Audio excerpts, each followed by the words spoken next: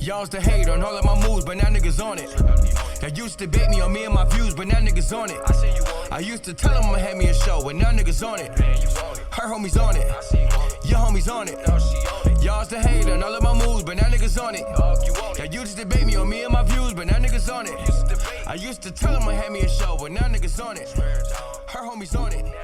Your homies on it. Realest podcast. What up? We back, the Realest Podcast Ever. And we are not being held hostage. We are not in anybody's basement. Feels like it. We are actually at the number one nightclub and after-hour spot in Philadelphia, room service, Philly, 1439 South Street, man. Jumping every single weekend, Thursday through Sunday, 12 a.m. to 4, sometimes 8 a.m. Sometimes people spend the night, you know what I'm saying? Depending on what they got going on. But shout out to the super general manager, Vicky, for hosting us here on the fly, man. We just want to bounce around, touch the city, expose some more people to, all of the different venues and different things that the city has to offer. This, being one of the first stops on our tour.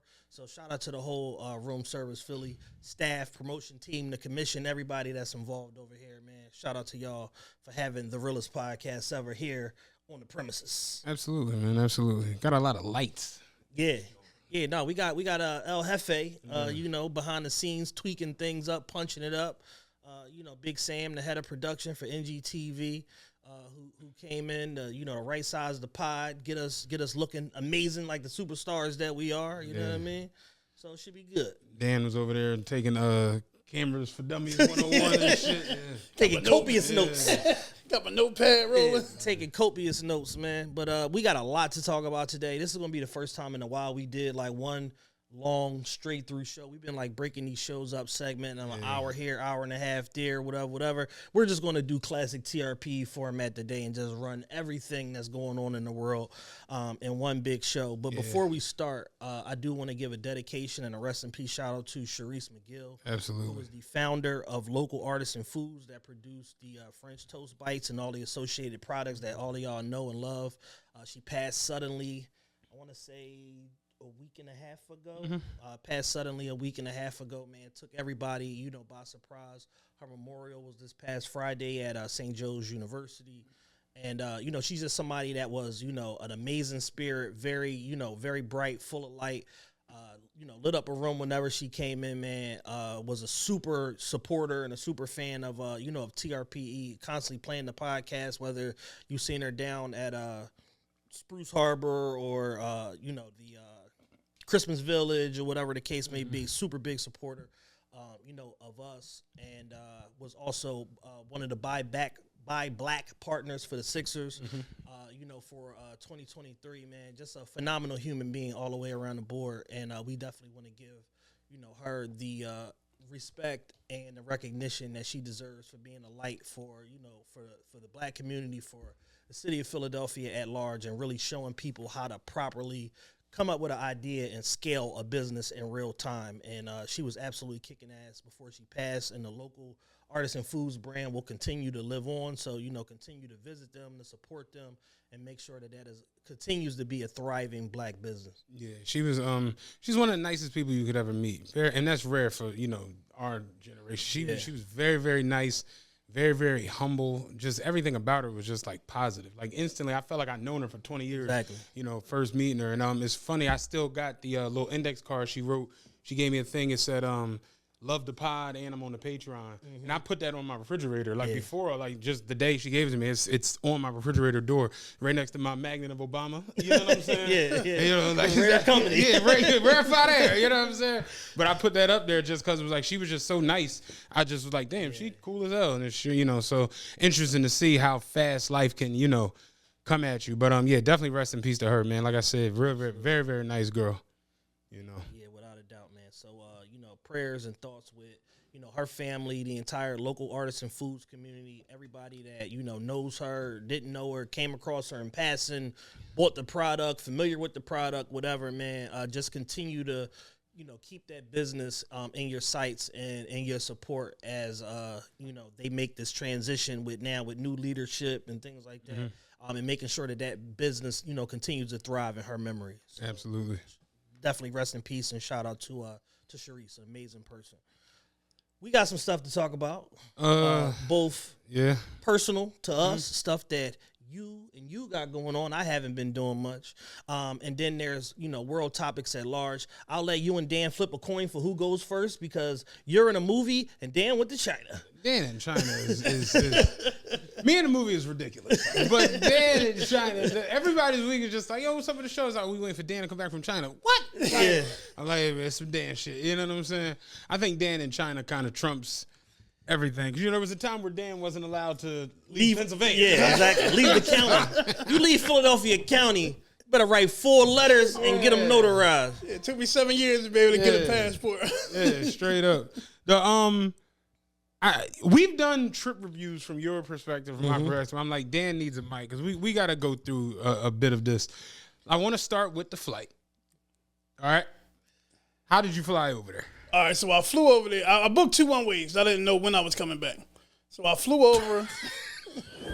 just roaming. You know what I'm saying? Just out there, a little Beijing. A little Wuhan. You know what I'm saying?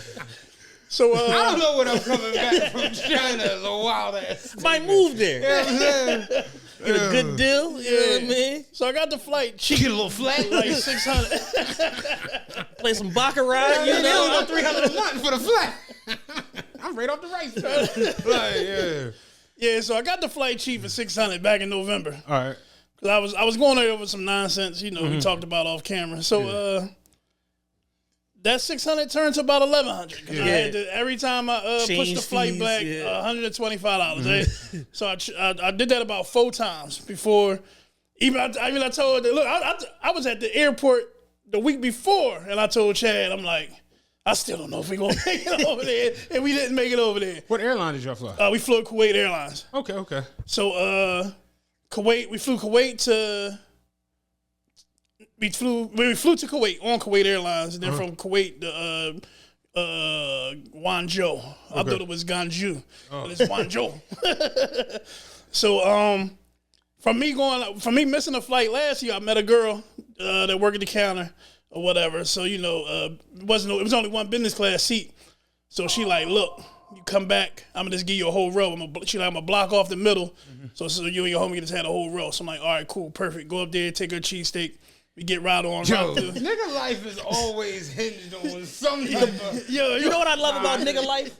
The barter system. The barter system is very much in play in all Negro situations. Yeah. She's like, oh, you remember it? Absolutely. Oh, give me my roll, bitch. Yeah. Like, damn, what you book business class to fly to China? Nah, I bought a little bit of meals. It's good business. You know what I'm saying? Randall, you know we ran on South Street. That's funny as shit. So yeah, it was 9 hours in Kuwait or whatever. Going through the airport, I got the pre-check and the damn wheelchair, so I get right through. Yeah, I ride through in 10 minutes. So we get there. We get to Kuwait. Kuwait was like it wasn't even that long of a wait. It was like 10 minutes because the flight was late. It was 9 hours to Kuwait. As soon as we got off the flight, boom, back in the wheelchair, back on back in the air for another 11 hours. Took about 2 perks to get through that 11 hours. We landed. We go look for some food. Yeah, that's where it all went downhill at first. That's where the vlogging commits. Yeah, and one thing about China, well, in the mainland, nobody speaks English. Nobody. Like, you got to find somebody that knows a little bit of something. Yeah. So, boy, like, you KFC? McDonald's? I'm like, let me get some chicken. You know what I mean? The chicken comes. I don't know what, it didn't look like chicken. It had the 11 herbs and spices on the back. Yeah, it looked like a straight bat. That motherfucking piece of chicken was flat to the motherfucker. But I'm hungry as shit. I'm like, let me try it. Motherfucker was hot than a bitch, man. It was like one of them King Pow competition chips. I said, oh, you mean hot like spicy? Yeah, like super spicy. So I'm like, all right, fuck it. We go back down. Yo, I will say this. Asian spice is another level. Oh, it's different. Oh, yeah, like, the Thai place we go to, they'll ask, like, how you want spicy 1 through 5. If you say 1, you push. I'm telling you, it's like you on the borderline. I got 3 one day just on some, like, let me see. I couldn't eat the shit. Like literally was making my eyes, my nose, all that shit was. Because it's that dry, and it lingers and it creeps up on you, and then you water try don't work. Like try to drink water. I don't even taste the curd. It's just hot. It's just heat. You just taste heat. It don't taste like any other. I think you gotta follow it with sand because water doesn't. Water don't work. Water make it worse. Yes, I'm like, all right. Can you call McDonald's for us? He orders some McDonald's. I'm like, all right, I'm gonna play it safe. Egg McMuffin. That's it. Egg McMuffin. All right, boom. 2 Egg McMuffins come. They got mayonnaise, ketchup, that's big salt, over there. pepper, all this other crazy shit on there. It says you niggas like spices. Yeah. Spice you up. Long story short, I had nothing to eat the first day. Nothing to eat. So where'd y'all stay at? I stayed at the 4 Points. Okay.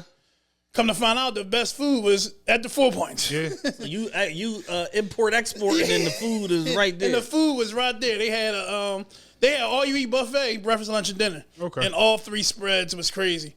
Especially if you like seafood. They had like I seen you supposed to. Yeah, they had a full seafood spread. You couldn't eat none of that shit. Y'all couldn't eat none of that shit. They had the chef. The chef was proud to be cutting the seafood. He make it fresh for you, whatever. So that was cool. So then we go off to the nonsense. Well, I didn't even get to go off to the nonsense because the nonsense was closed because it was the weekend. I had to wait till Monday.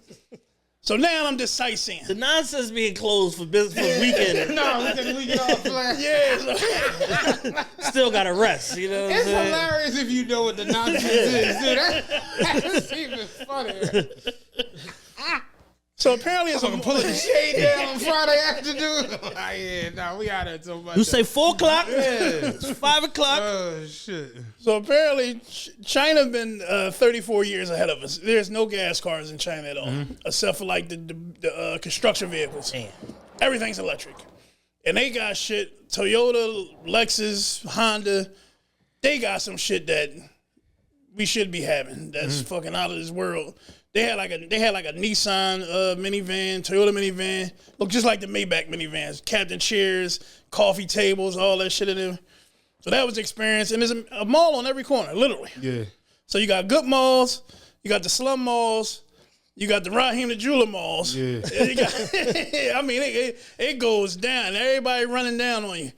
We went to the strip. It looked like South Street, but it's a bootleg South Street. Yeah. As soon as you walk down there, Rolex, AP, no. Yeah, I saw a video. Dude was in like a watch over there, and he's like, I want the Bubba Watson, the Richard Mille Bubba Watson. He's like, oh, come. He showed him the shit. He's like, right here, Richard Mille Bubba Watson. It was like $75. Yeah. And he was like, the one that was $75 was you charged it.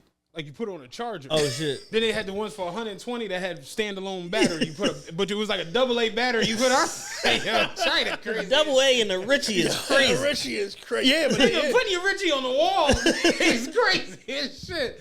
Now let me put my Richie on the charger. 20 minutes. I'm gonna be outside for 4 hours. I make sure I got enough power. And the crazy part about the block is 3 levels of bootleg. Yeah. 4 levels. So you got the street vendors with the bootleg. They just got motherfucking rolling carts with shirts and shit on it. That's like the $10, $15 shit you get you the motherfucking. What's that shit they bootlegging all crazy with the cotton cross? Denim tears.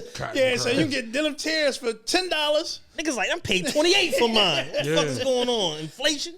Then you got the little kiosk that's on the other side of where the racks is at. So you get your denim tears for motherfucking $30.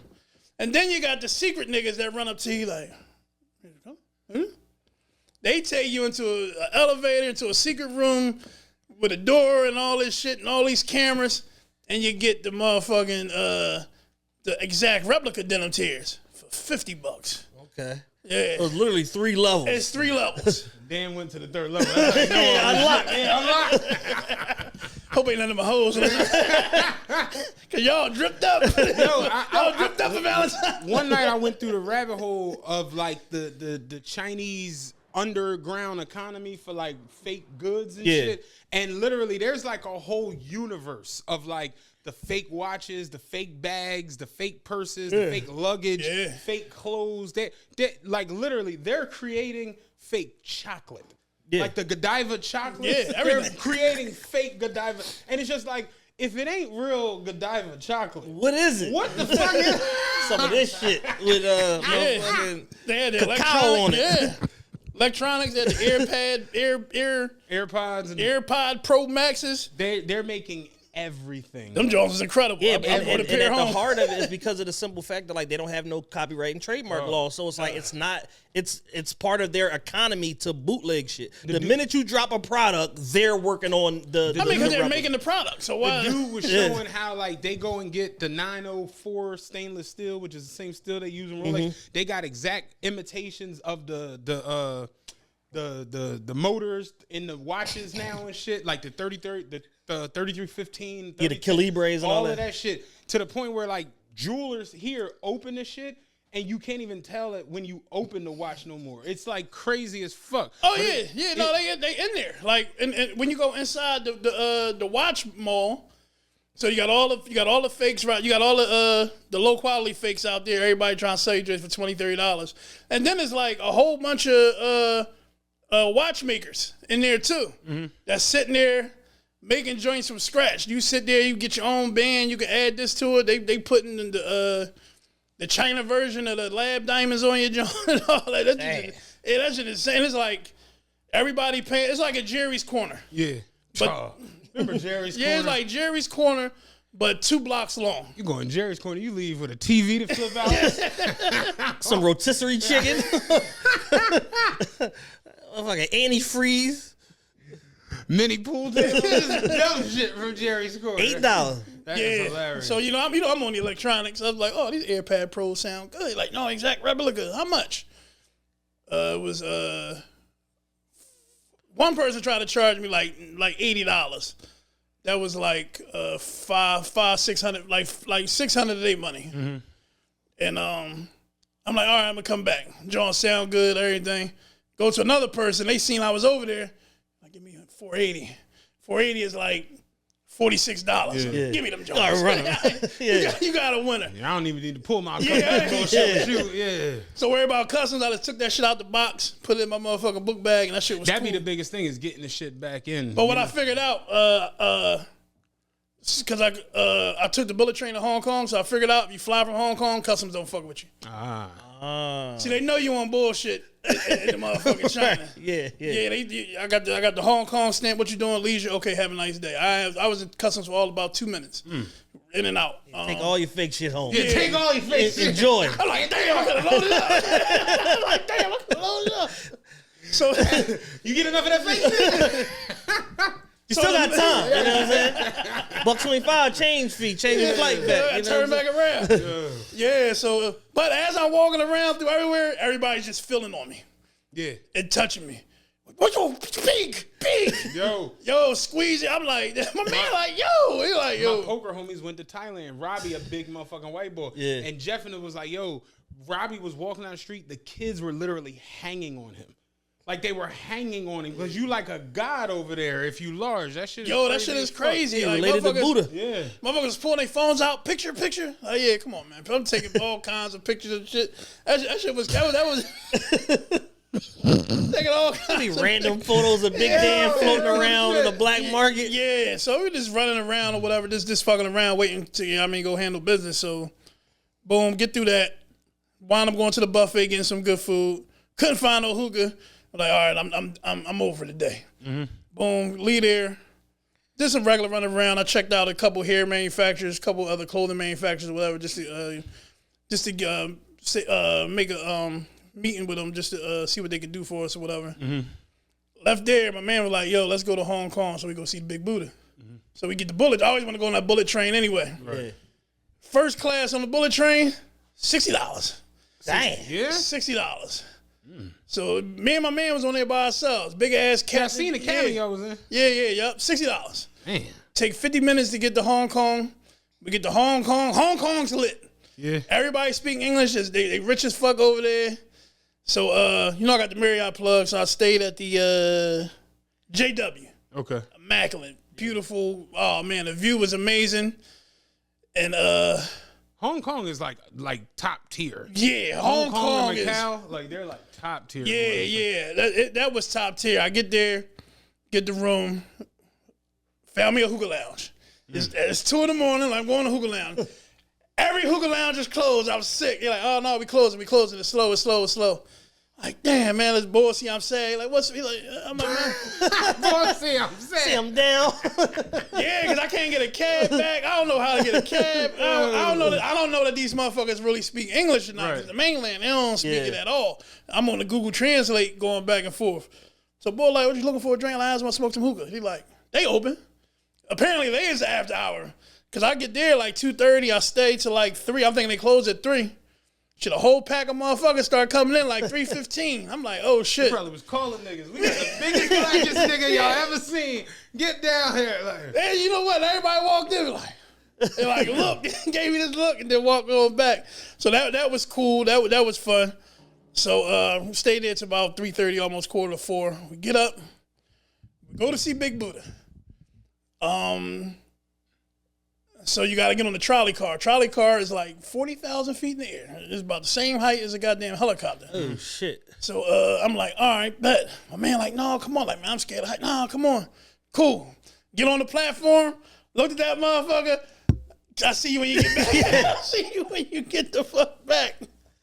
He said you actually get in the trolley car and you actually go through the clouds. That's how it is. Yeah. It's like a 25-minute ride on the trolley car. And he was like, it'll stop. You think the trip is over? You about to see Big Buddha? Hell no. He said that shit go up higher, over the mountains or whatever. So he sent me some pictures how he, oh man, the Buddha is like 40, I forget how high he said it, like 450 feet high. And everybody was there praising that John. Yeah, I mean, it's the, yeah. He was out there. He said he couldn't even he had to get a far picture because the line to get to it was too crazy. He said it was too crazy or whatever. So we did that. We wound up going on TikTok. If you ever need food or need to know where to eat at anywhere in the world, go to TikTok. Absolutely. TikTok is the premier, yeah. It's the number 2 search engine after Google. Yeah. We went on TikTok. We found a Michelin star restaurant that must have had like the best goose in the world or whatever. So man, like, yo, we gonna try some goose. I'm like, all right, fuck it. We go to it was 2 spots. Cam's Goose. We go there. The line a block long. Couldn't get in that one. The cab driver was like, he was like, you never get in there unless you're going to stay in that line. We found another one. Talk about analysis. You're never going to get in there unless you stand in that line. Unless you stand in that line. It's like, I mean, the nigga, when you right, you're right. Yeah, you know? You're right. I was like, yeah. That's a real analysis. You never going to get in there unless you stay in that line. So we go around the corner to another spot. The line was the same length, but everybody wasn't waiting to sit down. People was getting to-go orders. So we wound up getting in there in like 10 minutes. And one thing about China, they sit you with anybody. Yeah. It's like you share the table. If it's just you and Chad, but there's 4 seats at that table. Oh yeah, they putting 2 people right there next to you. Episode of what's Red Fox? Sanford and Son. When he went to the Chinese restaurant, they was packed. And he was like, can I get a table for one? He's like, we packed tonight. You mind sharing a table? And they sat in with the lady who was spying on the daughter. And shit, like, that's real shit. Like, and they aggressive. Like, I thought they was racist. They just aggressive. Like, we trying to go to the other table. Like, I'm like, oh, yeah, they real loud. Yeah, but they loud with each other, too. Yeah. So, like, when they calling the waiter over, she like, that shit was crazy. So, the waiter come over. We ain't know what the fuck she was saying. But it was two girls there that translated for us. So I wound up getting chicken and rice, and then we wound up getting the goose. Goose is actually good. It's actually good. It tastes like dark chicken. It tastes like the thigh, like a leg. Now, when you say goose, are you like an actual goose? Actual goose. So not duck. Roasted goose. Oh wow. Yeah, I thought it was duck too. Then I went and looked. Cause I've had duck, but I never know. We put the head nigga in charge. We got goose. We got goose. Yeah. Man. So it's like all this slime and all this stuff, like from the skin or whatever. Right. So she like, no, you gotta eat the skin. That's where all the flavor at. I'm just like, because it's like, you know how when they roast them pigs, how they like all red and shit. Like, so I'm just like, But I like fucking. I only live once. Yeah. Did it. It was amazing. Food was amazing. What we do after that? Oh, we went back to another hookah. It was crazy. My man don't smoke, drink, nothing. We call him Vicky named him Deanie Siegel. That's how much. That's how much on his Dean he is. So I got him this. I like, come on, man. You got to at least sit down inside the hookah lounge. So we wound up sitting in the hookah lounge, smoke some hookah. And then the next day we went to Hong Kong. Supposed to have these famous French toasts. Like this world famous, back to TikTok. So we wound up asking somebody where to get the French toast from. I was like, we don't want no tourist spot. We want to go to the hood one. Yeah. So she sent us to a hood spot. Same shit. They just plop you down next to whoever. Yeah. And I always thought it was weird eating ramen and breakfast and noodles for breakfast. But that French toast was fucking amazing. We wound up getting 2 orders of French toast. Excuse me. I wound up getting the ramen chicken. So instead of getting that processed motherfucking fake condom pack, that Nissan. Yeah, you get that Nissan. They give it to you fresh. You put in there. I'm like, damn. All right, ramen for breakfast ain't a bad thing. But over there, dinner is breakfast. They had ramen. When we was at breakfast for the all you can eat. They had ramen. They had cabbage. They had motherfucking fried rice. Like they eat like breakfast is. I mean, dinner is 24 hours. Yeah. You know what I mean? Like how they say all day breakfast, they all day dinner over there. And that was about it. Hit a couple stores up. Oh yeah, the Rolexes are back. Everything is back. Hong Kong got a Rolex store, a Patek store, Cartier store, and they flooded with watches. Yeah. Damn. They is flooded with watches. Do you know if they give you like on the tourism, if they give you if the government give you money back when you buy like high ticket items over there? Do you know? I'm not sure. I know they give you what they call like duty free. Okay, duty free. Yeah. So if you bring it back. Yeah, they do, because when you bring it back, you don't get taxed for it. Yeah, because like in the EU, basically anything that you buy, and then the same thing in Bahamas.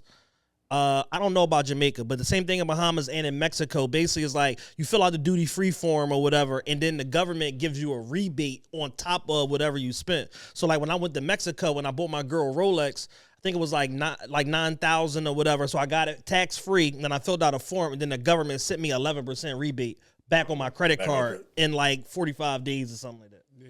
Oh yeah. I know coming from over there, you gotta make sure to declare all that shit. Yeah. Yeah, you gotta declare everything. Like we had to split the bread up because we had to take some cash over there, and they be on that. They want to know, like, even if you off. And I'm glad I watched, like, To Catch a Smuggler, like one of my favorite TV shows on Hulu. So I was prepared to leave the country because I seen a boy had like American money, Indian money, and Chinese money. He like, no, it's 10,000 total, baby. So they sitting there counting all his money. It was like $9,973. He was lucky to the motherfuckers. Man. Yeah, because he had like 8,000 American. Then he had like random other country. They're like, no, it's 10,000 total. If you got more than 10,000 cash, period, you got to declare it. So we just split the bread up and just went right through. But they ain't even fuck with us though. Mm. Yeah, that's dope. The what do you give it score wise? I love it. I'm going back for my birthday. Okay. Yeah, I give it a 10. I mean, it's too much. You gotta realistically, you gotta stay over there for a month. That's not practical for most people. It's not practical. But in order to be able to see and visit everything. Most people get a week vacation for their job. These niggas I was over there. If you're executive, you get 2 weeks vacation. So I was over there, 7 days? And I didn't even scratch a dent in anything. I mean, I feel like that about like pretty much any big ass place where you go somewhere that's like, foreign land and shit to get a real gist of it. Like, and then people be telling you other stuff and you put in your notes like, damn, I ain't got time to hit this. They tell you to hit that. Because I don't really like doing too much of the touristy stuff. I like going in the trenches. I was trying to see some triads. You know what I mean? I was trying to get to join the gang. Yeah, I tried to join the gang. You know what I mean? But I love it. Outside of the flight was crazy, right? I wanted to WhatsApp you, but we 13 hours ahead. Mm-hmm. I was trying to transfer my points to get because I had booked. I came back on Qatar Airlines or whatever. So they sent me the email like you said. Want to upgrade to Jones? I'm like, boom! I'm like, damn. Matt said I'm going back on my Rolodex. I didn't remember what episode it was. I'm like, damn, it's wrong. It was like fucking 4 a.m. Oh, nigga, you could hit me out of fucking, you know what I'm saying? When they sent you the offer, they sent it to you as far as doing points or money? They give you both the options. Yeah, they give you both options. Yeah. But by the time I figured it out, I had to do the Avios and to transfer the Avios to the whatever the Qatar joint. I had to sign up for the Qatar joint or whatever. By the time the Q Privilege Club. Yeah. So by the time I did all that and went on there, somebody done beat me to the oh shit, beat me to the business class. Around with Yeah, them because they Jones. literally send it like right after you book. Yeah, the right flight. after you book it, they send it. They'll send it like, yo, we got a joint, but you want it? Oh no, all right, fuck you then. Like, somebody else got paid for pussy. Like, that shit. That's exactly how. Yeah, that's how it goes. You go back to check it. Nope, sorry. We ain't taking the flight without these Jones sold. We filling them up, Playboy. So it's on you. But Qatar, they got now I got the premium economy. Yeah, they right behind the business class, so you still get to put your feet up. The back recline real far. Yeah, you just the don't got the box wider. around you. Yeah, you got it's the same seats, but just no box. Exactly. Okay. Yeah, so I flew that. I told Lee we was looking to go to Italy, and I'm like, I went and looked at the flight to book the. Basically, you know the way the seat. You saw the way it's designed with the boxes, right? Yeah. So it's like the Q suites is Q suites on the side of the plane that are solo. Then in the middle of the plane, it's basically two that are connected, but the ones that are connected got on because it's like a diamond. Yeah, like the outside V's, of the diamond, it's individual because that's what I said in like. But if you want to get like the suites that are connected where y'all drop the middle and it becomes like basically like a little bedroom. And shit, you have to like buy that. Like you're not gonna get an upgrade to that. Oh, got you. And I was telling her like, because she's like, oh, we'll be lucky if we get. I'm like, ain't no luck. Yeah, that ain't. Ain't no parlay shit. I was like, you got the bait. And we went and looked to book that shit on the flight to Italy. Dog, $19,000 a piece round trip. Fuck. I'm just like, yeah, no, we just gonna do the points. I'm just gonna sit over there. I'll talk to you when we get off the plane. Yeah, but it looked fly because. It drops the middle and basically the beds connect. Right. Yeah. So it's like I know the picture would be crazy. Right. Crazy, Yeah. yeah. But outside of that, it's like, it's 40,000. 19, You know what I'm saying? 19 grand. Yeah, and shout out to my man, right? You know, we always got that one horny friend. That shit knows where the hoes at, no matter where you're at. Everywhere on earth. He looked at my picture. He like, oh, Nigga got a compass. He like, Yeah, I he think looked some at my hoes. he like, oh shit, you there? He like, yeah, go here, right here, 5th floor, boom, boom, boom. So I Google it. I'm like, no, that's in Tokyo. I'm in China. Oh shit, hold up. But hey, it's my office building. Oh, They sent me another address. He like, yeah, go to the 6th floor. He like, you're gonna know which one apartment it is because all the pictures of the girl is on the outside of the door, and then you just knock on the door and tell them what girl you want. I'm like, man, I ain't doing that. I'll hit you when I get back. What type of animal do you take me for? Matter of fact, I'll talk to you in a minute. Oh, I call you back. Only 4 blocks away, huh? Damn, Google Maps. Where that taxi nigga at? It literally was 4 blocks from the Google Maps. That's hilarious. Oh, that's dope though. It seemed fly. Yeah, it's fly. I definitely, man. I recommend. I want to go on a trip with everybody, like somewhere over there. If we do the Middle East or Asia, one of those lands where it's like I don't want to go to like Bahamas with you niggas or nothing crazy shit like that. But I mean like one of those joints where it's crazy.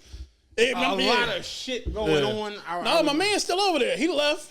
We was gonna go to Thailand together, but the Thailand was like 600. I'm like, man, I'm coming back home. He wound up going to Singapore because here to Singapore, like it's the longest flight ever. It's 19 straight or whatever. They said it's the longest flight. So it was 3 hours from Hong Kong. So he went to Singapore. So as soon as I land, he talking about, yeah, I'm in Thailand. The flight then went down to a beam, so he done made it. So now he in Thailand. Nigga in the Cardinal area. So he in Thailand. So yeah, no, I recommend it for anybody. It's a long flight. Prepare. What I was told, but I forgot. I was told in November. I didn't remember in January. Is pack food. What? Take your food with you. For the flight? Yeah, it's for the flight and for when you're over there, just in case you don't like what's going on. Because tonight I was like, yeah, why you ain't take no food? I told you to take the food. I'm like, yeah, that was in November.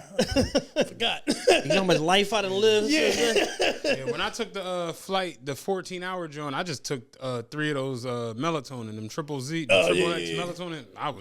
She woke me up. She was like, sir, you've been asleep for 11 hours. You want something to eat? I'm like, damn. Let me get some of that. All right, let me get some of that. That's how it was. I took my perk as soon as I got coming back. It was 9 hours from Hong Kong to Qatar. I slept 7 hours straight. Woke up for the last 2, whatever. But I was on the flight from from Qatar to JFK. Oh man, they didn't have no business class, no economy. They didn't have nothing on that. It was just first class and poor niggas. Yeah. That's all that was on that joint, man. I'm sitting that joint. I got 2 seats. I can't get comfortable. There's 95 kids on there running up and down. The flight I flew from Qatar to Abu Dhabi, and it was a short flight, but it was so many fucking kids. It was like 50 minutes. But them kids, you know, they unruly as shit. Yeah, they unruly as shit. They bad than a motherfucker. They don't sit down. They scream and holler, and the parents just like, they don't deal with them. Right. So you just like, yo, can you shut these little motherfuckers? Like, that shit. One little kid jumped out her chair, landed right on my knee, man. I wanted to uppercut her so fucking bad. Young boy was reaching through the seat trying to grab my arm. Like, yo, that little nigga. Kinky ass young boy. Kinky ass. And then they stare at you to try to get you to talk to them. Yeah. They just keep staring like. No, them kids bad as shit coming out of Qatar, dog. Yo, them kids is bad than a motherfucker. Yeah, but I disagree. I love it, man. It look fly. I wouldn't mind going to Hong Kong. Yeah, I'm definitely thinking about May going back. Yeah, shit. Let me know. I would fuck with it. I'd like to do something. Well, there we go. Like TRPE takes Asia. I'm not sitting in economy, but you know, we'll figure it out. You know what I'm saying? Man, we're gonna point the points. Hey, I'll show you where to use motherfuckers. Yeah, that's dope though. Clint had a yellow button for Dan's first time in China. My first stamp. I got 2 stamps. I got 2 for one. What's your first time officially leaving? First time I was leaving the country. Well, you know, back in the day, all you needed was your birth certificate. You ain't need a passport. Yo, I was watching that docuseries I'm watching about back in the day. I'm on the 70s, whatever, and they talking about when like terrorism first started cracking and how after like the one of the motherfuckers on there talking, he was like, people have no understanding of what like flying was back in the 70s. He's like 1976, you could literally go to the airport and make your way onto a plane. And it wouldn't be until a stewardess say, "Do you have a ticket?" Like, "Oh no, man, he about to call me when you get to Chicago." Like, you on the plane, smoking cigs, all kind of shit. No, the 90s was like that too. Straight up, he's like that. When it first cracked, you could literally walk on to like you could go that far into it to where you could be on the plane, just like, I just came to see my man, my homie. Call me when you get a shot and walk back off. Yeah, that was hanging out at the airport was a thing. Dog. Yeah, the 90s was like that. My man girl worked at the bar there. We walk in, go to the bar. Yo, listen, walk somebody to the John, see them off. Like my man clean the plane. When we went to New Orleans in 98, it was 98, summer 98. My mom bought the high C on the plane. Yeah. Big John. Hold your cup. Like you was allowed to bring on when JetBlue first came here, my man was working at JetBlue. You check in outside. Yeah. That's it. Yeah. No ID, nothing. You just get on the plane. I remember August of 2001 when I went to Clark, Atlanta. I did the late orientation, so I went like the beginning of August or whatever. Then I just stayed down there for when the semester started. Right before, literally right before 9/11. I took everything I had to Atlanta on the plane. Me, my mom, and my brother came down with us too, whatever. And I had literally a trunk bigger than this table right here. A trunk with all of my stuff in there, like 6 suitcases, my mom's suitcase, my brother's suitcase, all of that shit. We checked it at the Sky Cap, $60. 60, yeah, I'm keeping on the down. Yeah, keep it on the... Push that shit through. And we got to Atlanta, that shit was right on the other side. Oh, that shit was real back in the day. Like the Sky, the folded money to the boy outside was the best shit ever. Yep. They was talking about the stewardess, because that's what it was back in the day. Like wasn't called flight attendant, stewardess, and all the rules that they had. They was firing stewardess for getting married. Because you can't be no bad bitch with a husband. Right. And like the whole premise is motherfuckers up here business class, first class want to see a beautiful young girl who only weigh 120 pounds that ain't married. Like I was like the 70s was crazy. They cared more about what the stewardess looked like than like who was on this motherfucker or what was on that shit real, dog. But like, yeah, back in the day you could do anything on a fucking airplane. But yeah, no, that's dope, man. Congrats to you on that. I definitely wouldn't mind going to Hong Kong. Yeah, definitely. That was cool as shit. What else popped this week? Oh, the movie shit. Matt's in a movie, man. Yeah, I still don't know what the fuck is going on. You wrote the route to your SAG card. Yo, straight up. The shout out Kyrie and Eb over there, Focus Studios. They're doing a bunch of shit. You was in the Nightlife documentary. He got everybody out for that shit. He dug niggas up for that, John. I said, where y'all find this nigga? Yeah. But yeah, they reached out to me, wanted me to do a scene in this movie where I'm the uncle of Mira, who's his baby mother in the work bay. Yeah. It's like a transition off into like a new characters and new scenes. So real quick, so now basically there's a Bay cinematic universe like a Bay now. universe. It's gonna be a bunch of shit. You know what I'm saying? Got it. You know, I told you Fat Bay. That's gonna be my feature film. You know what I'm Trap saying? Bay. Yo. Oh, man, I might get a cameo with Fat Bay. Yo, Promoter Bay. That's gonna be your spinoff. Scam Bay. Scam Bay. Oh, that's my lead role right there. Dan coming out party right there. Starring Scam Rothstein. Yo, Fat Bay, Promoter Bay, and Scam Bay. We covered all the. It ain't gonna. Tom stamped this Dan in case Kyrie and Ab try to steal this In case shit. you gotta sue Kyrie, you know what I mean? Scam Bay. That's fucking hilarious. But yeah, they so this one is called Christmas Bay. But yeah, they're doing a whole bunch of joints or whatever. What do you want to talk about in it? So what's the movie? Who are you? Okay. You obviously ain't got to give away no plot points or whatever, but just kind of like give us your BTS on like being on your first set or whatever. You have an active role. Like what's going on? Paint the picture for us of like what's happening. All right, so they shot this particular scene in Atlantic City. Okay. Like in the townhomes down there on the beach or whatever. Nice crib, where's that? I went to the wrong house to start. Because I'm looking at the call sheet. I didn't get the revised call sheet, I guess. Yeah. And I'm looking at the address. I'm like, okay, cool, Atlantic City, whatever. I get down there. I pull up to the crib, and I'm just like, there's nothing going on. Yeah. Like, there's no action. The door ain't open. I'm just like, this, and it feel like a trap house. Like, I'm just like, it's no way. What's Atlantic City? It's definitely it's a no trap. way to filming a movie at this joint. So I called Kai, he don't answer the phone. Remember I hit you like, you got Ev number? Because I ain't have her number. Call Ev, she ain't answer. I called Nas, she didn't answer. I'm just like, the fuck? So finally Kyrie called me back. He's like, yo, what's good? I'm like, I don't think I'm at the right house. He was like, just you saying that, you definitely not at the right house. Because he's like, the door is open. It's a U-Haul. It's people running in and out. You got to see it. It's the only thing on the block. Yeah. So I'm like, all right, he give me the new revised address. Boom. I come to the crib. I get there. Now it's like, it starts to, I guess in my mind, I felt coming here. Okay. Where it's like, I'm kind of in control of everything, even though it's like, Hefe, Dan, other people, even we was doing with Taylor and all, Yeah. but it's still like the production is based around us, Right. But then getting there and I'm just like, oh, this shit ain't about me, and that's like not a humbling feeling, but like damn, this is like a real thing. You see all the camera equipment and battery packs and boom mics and this and that and the makeup people and It's a real production. Yeah, it's a lot. So it definitely at that moment I kind of like.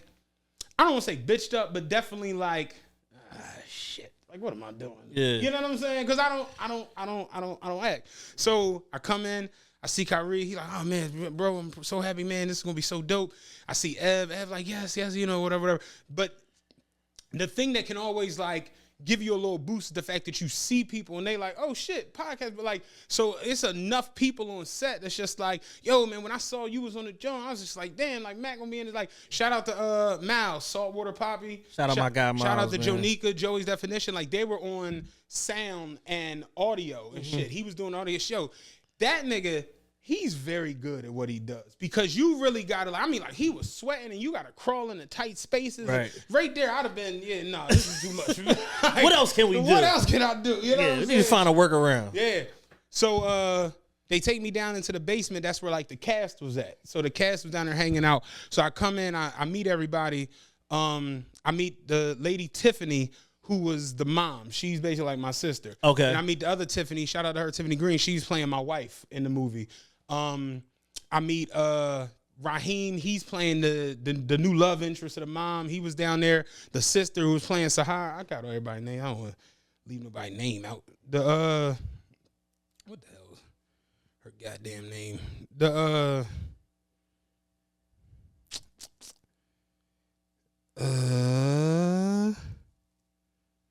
Jordan Campbell, she's playing the sister, and then Tierra Good is Amira, that's the baby mom. Gotcha. So I meet everybody and they like cool, and they like Kai's like, listen, this is Matt's first movie ever. And they like, oh shit, da-da-da. So they like discussing when they was doing this, and the one girl was on Broadway, and this guy he did a movie with Earthquake, and then she did this and this and the third. And they like, so what do you do? I'm like, and we got these mics, we get a little podcast, we talking shit. You know what I'm saying? Because I've never done any of that. So the girl's like, what, did you go to any school or whatever? I'm just like, I went to Saul. You know what I'm saying? Agricultural. You know, She like, no, like acting school. I'm like, oh no, I never did none of that. So they like, so how? And I'm like, they asked me if you want to move with the boy. Like, dog, that's dope. Like the fact that you like didn't even try and they just actually, I'm like, yeah, it sound good. You know what I'm saying? But it's like, y'all make me look crazy. I'm in here. They like, yeah, acting school, whatever. So I know none of the like the industry terms or whatever. Yeah. So like we all in the basement. So the guy was like,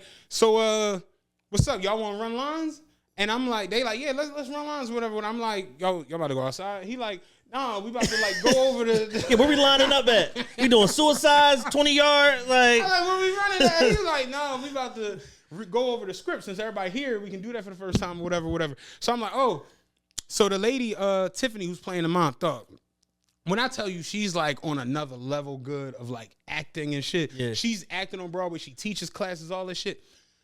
She started talking about, I thought she was talking about like her life, like what she's going through and the fact that her kids don't call her no more and this, that, and the third. And, you know, now I got this young nigga and he's the only thing that's helping me out when I'm about to lose my crib. So my mind ain't right and da-da-da-da. And the guy is like, yeah, I'm really digging the life that you bring into this character. And I'm just like, oh, you talking about the person you playing in the movie? And they like, yeah, that's what acting is. You're supposed to bring life to a cat. I'm like, shit, I ain't get that far. I ain't think about it. I brung my life to the set. That's about as far as I got. Yeah, straight up, man. So we down there, and now I'm just like, I'm like, all right, I got 15 lines.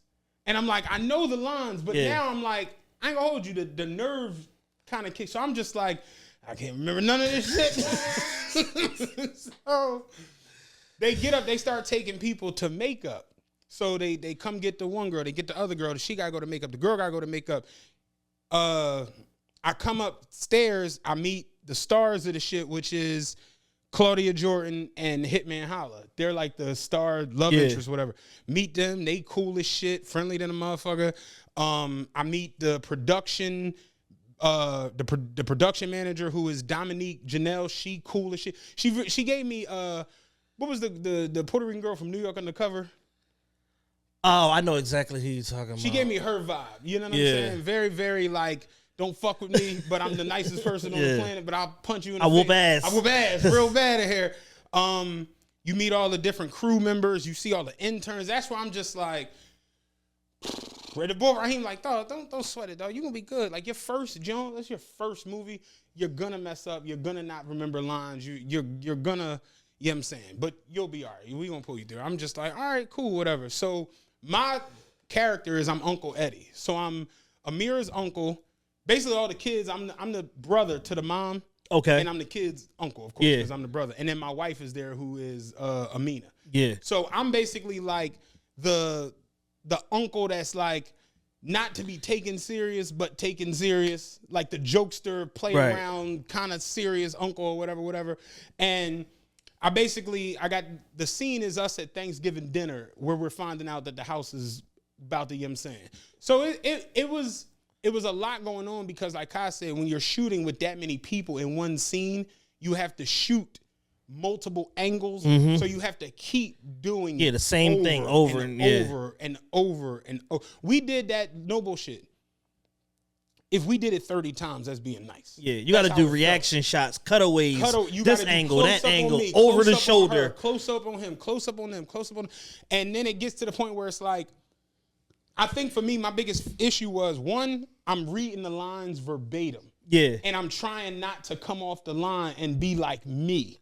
And that's like what they didn't want. Because it's like, be yourself, nigga. Yeah. That's why, like, be silly, but I'm like, I don't know how to like, and I finally got it when I had like a back and forth with Hitman, and I almost cursed at him because I was getting mad. And God was like, yes, you got it. You finally got this shit. You there. Yeah. It was very interesting to see how it all works and how it all goes. You know what I'm saying? Yeah. The funniest part was, for whatever reason, I basically start the family prayer at the dinner table, and for whatever reason, I could not get the line.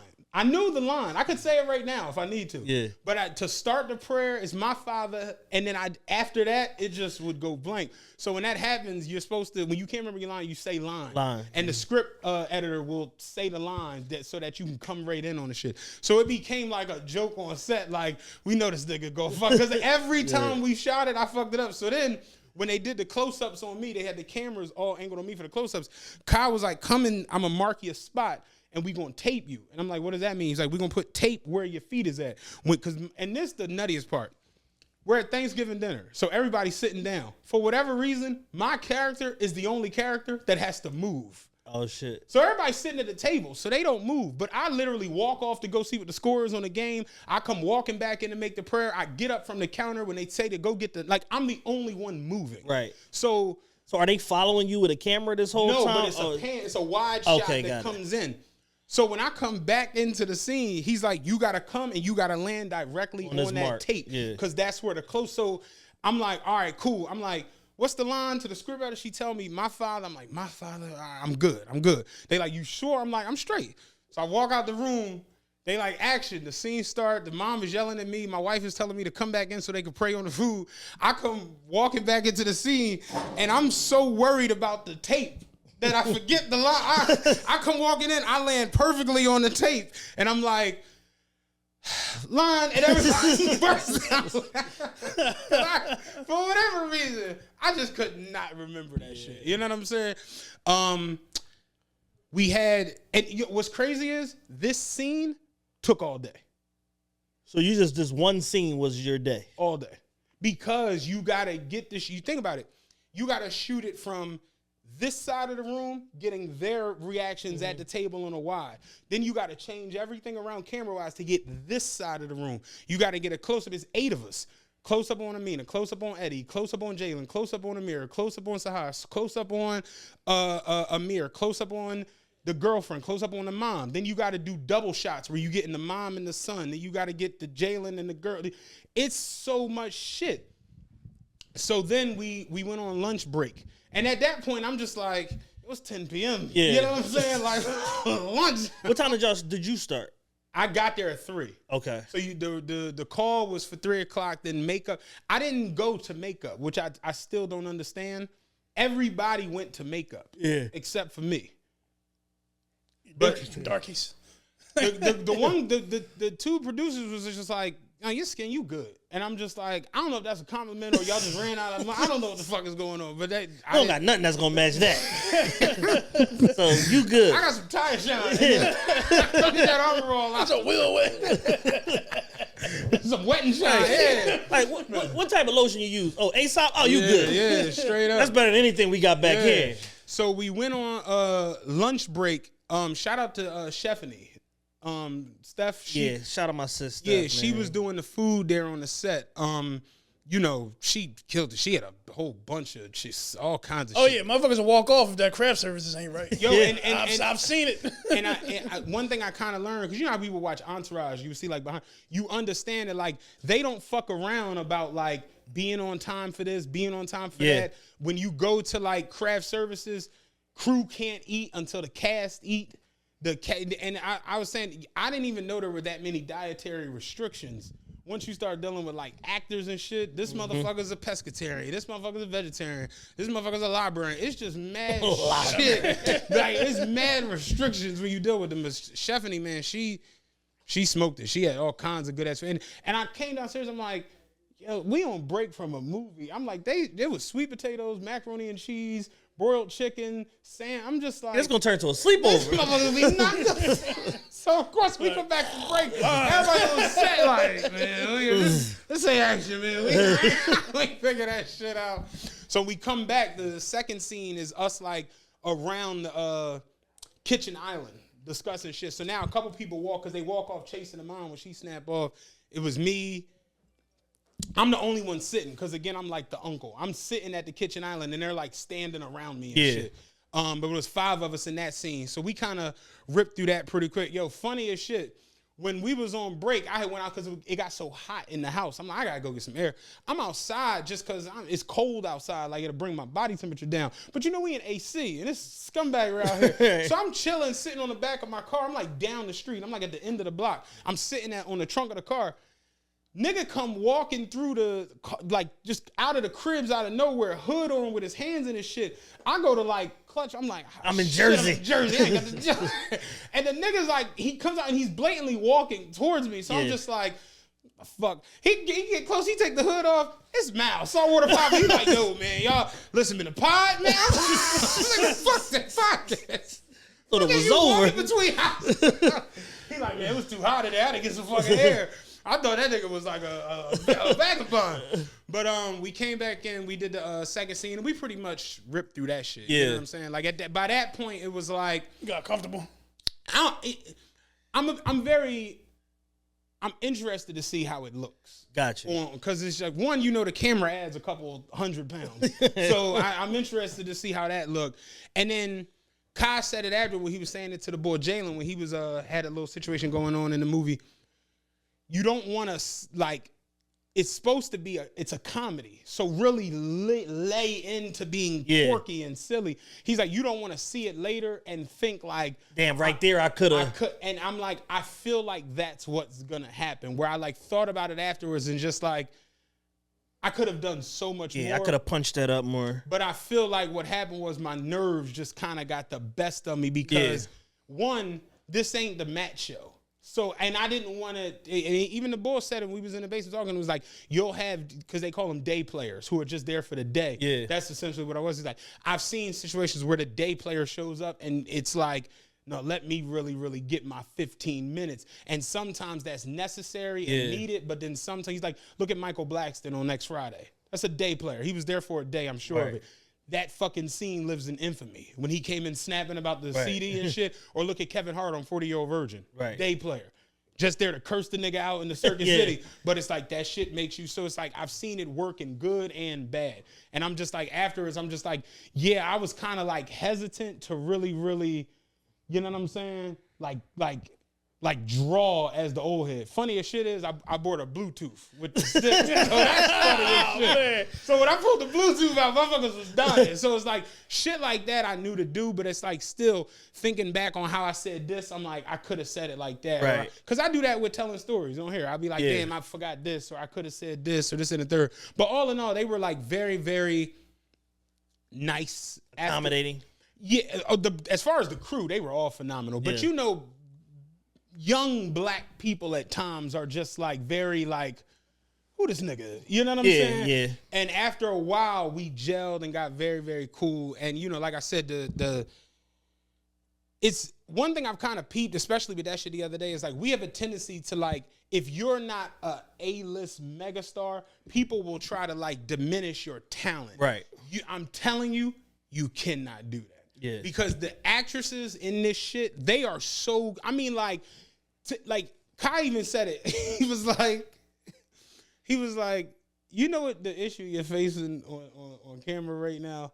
And I was like, I pretty much know what it is because I deal with it on the show at times. And he was just like, what is it? I'm like, that I'm not doing anything. He was like, bruh, like we had a good ass scene and it's like, you're in the background like, just sitting there. And I was like, yeah, because I'm into this shit. And he was like, yeah, but the thing is, you're acting too. Right. So if Dan and you are acting and I'm in the background of the scene, I can't just be standing there. Yeah, you still gotta participate.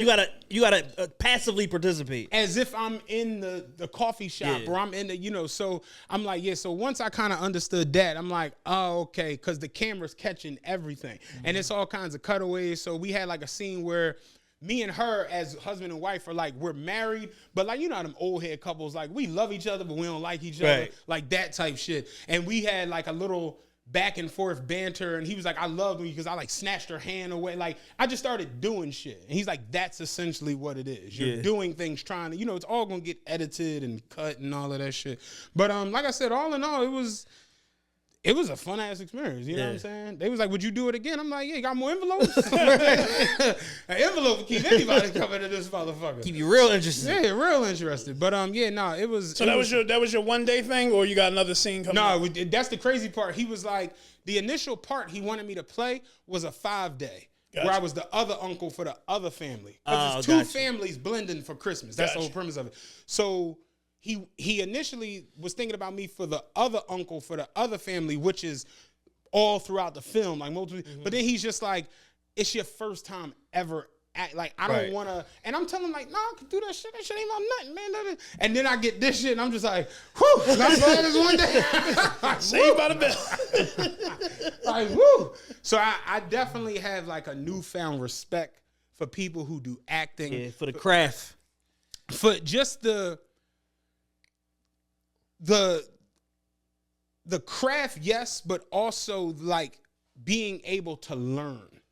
Because you got to learn how to do your facial expression. You got to learn how to do your body movement. You got to learn how to be able to like go into this or go into that or be able to put this spin on it. Or like, think about how you see a lot of these different, like not trying to be funny, when we talk about like the best actors, you know, Denzel and Morgan Freeman, and you got to understand something. They're phenomenal, not taking nothing away from them. But it's like, look at Will Smith, who's essentially like the alpha male in everything, and look at somebody like Jeffrey Wright.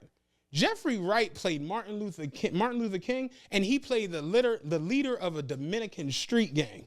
Do you understand the fucking opposite ends of, like, seriously, dog? Like, how many niggas do you know who could play Peoples?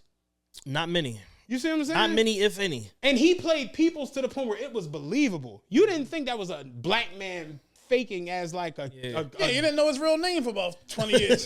He was Peoples. He was Peoples. So that shit is difficult. Like, I respect the hell out of people who do it. Yeah.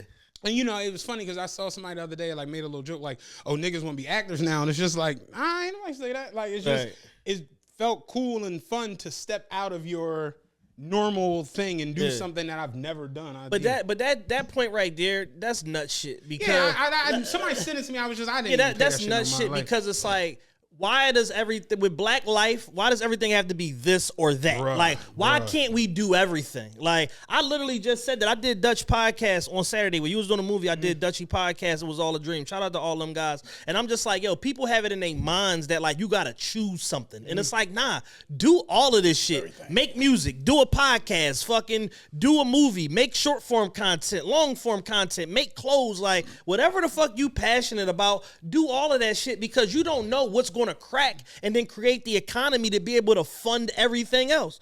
Do all of it. Yeah, I think my biggest thing for me is the fact that, one, I was always kind of hesitant to even attempt some shit like that. When I was young, I ain't gonna front, I wanted to do like stage work. I wanted to get into acting. I wanted to get into like going to theater and going into improv class, because I always felt like my improv shit is who that's me in the nutshell. Right. I am improv.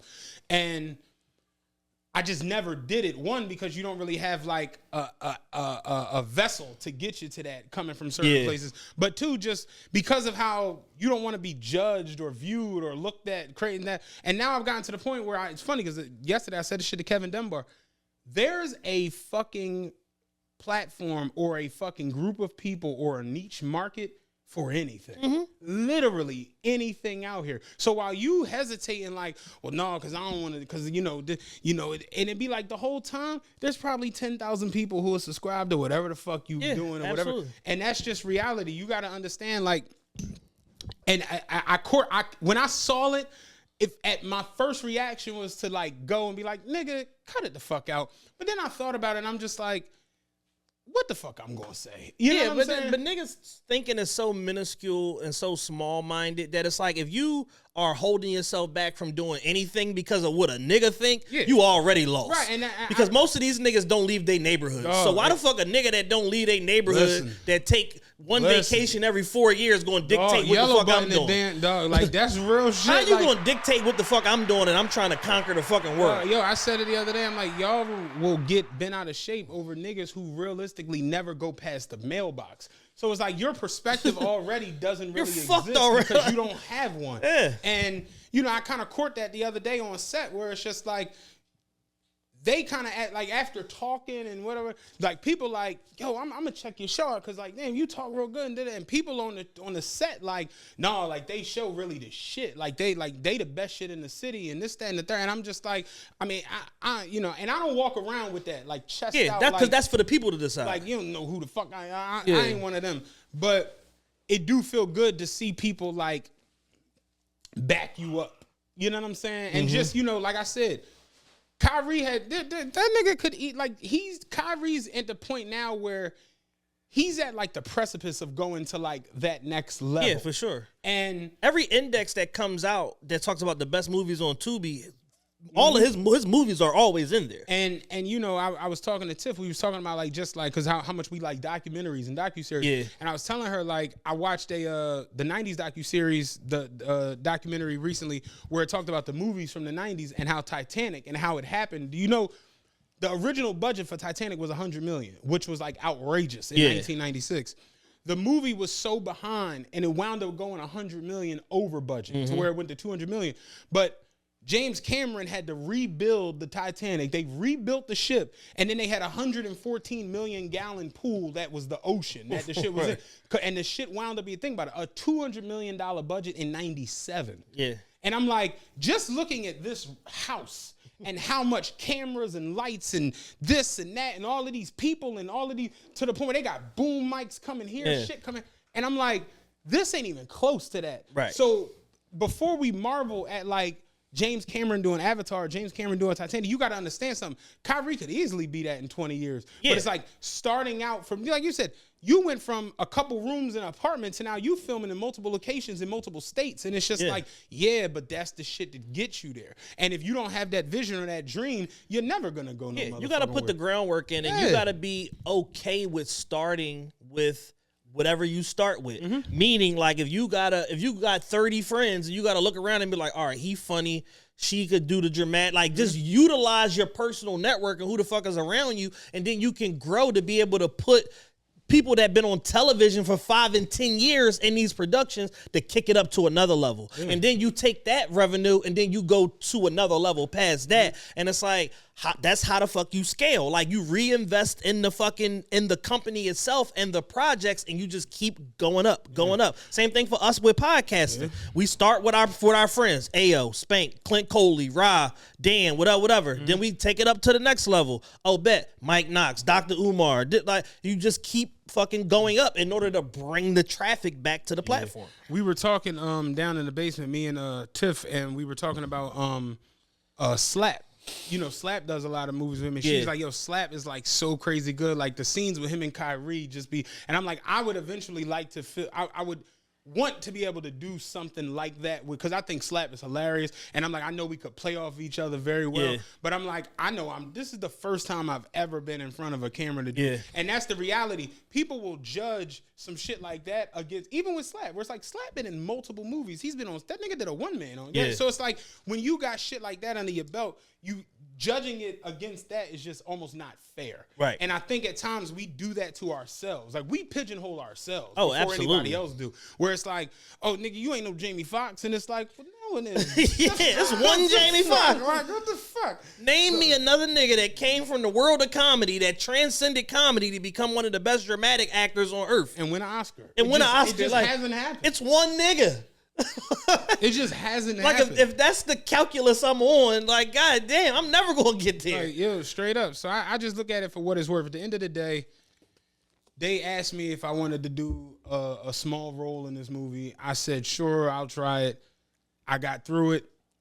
Everybody seemed to be pretty friendly. You know what I'm saying? Everybody followed me from the set. Like when we was on a break, Kyle came out. I was outside. Kyle was like, how you feel like it's going? And I was like, I mean, y'all ain't like throw me out yet. He was just like, that point. Like, because he's like, and it's funny, the next day they had to like remove a crew member or whatever. Damn. And he like that, you know, people get fired from the set like a movies all the fucking time. So it's like, y'all haven't been like, oh, this nigga's completely garbage, getting the fuck out of here. So it's like, I got through the shit. And the old adage of life is the hardest time to do something is the first time. So it's like, you did it, you fucking got through it, you interacted with the cast, the crew, you sat through 50 takes of the same fucking shot and all of that shit. And now you know for next time, all right, cool. The overwhelming part is over. Yeah, and I think that's more so where it's just like, you know what I thought about honestly when they first yelled action, we was doing this shit. I'm like, people do porn like this, like that's with 30 people in the room. Like that's super nerve wracking. Yeah, eat his ass. Get that rim while she's sucking them balls. Yeah, man. But you know, like I said, end of the day, it was fun. Shout out to Kyrie, Ebb, all of them. You know, it was. I can't complain. Yeah, I'm in a fucking movie. I'm gonna have an IMDb joint. You know what I'm saying? That's so I'm real, like, that's man. pretty cool. You know what I'm saying? Clap it up for Matt, man. Yeah, Goddamn, baby. You know what I'm saying? You know, Dan's hitting all the buttons. Hit every button. I think he hit the Scooby button. I think he hit the Hulk Hogan button. I don't know. We'll find out in post. Yeah, man. But I'm interested to see the next movie that he has because of the role where he was talking about you and me. I was like, that's going to be funny. Yeah, I told my girl about it last. She was like, wait, what? Yeah. I'm like, yeah.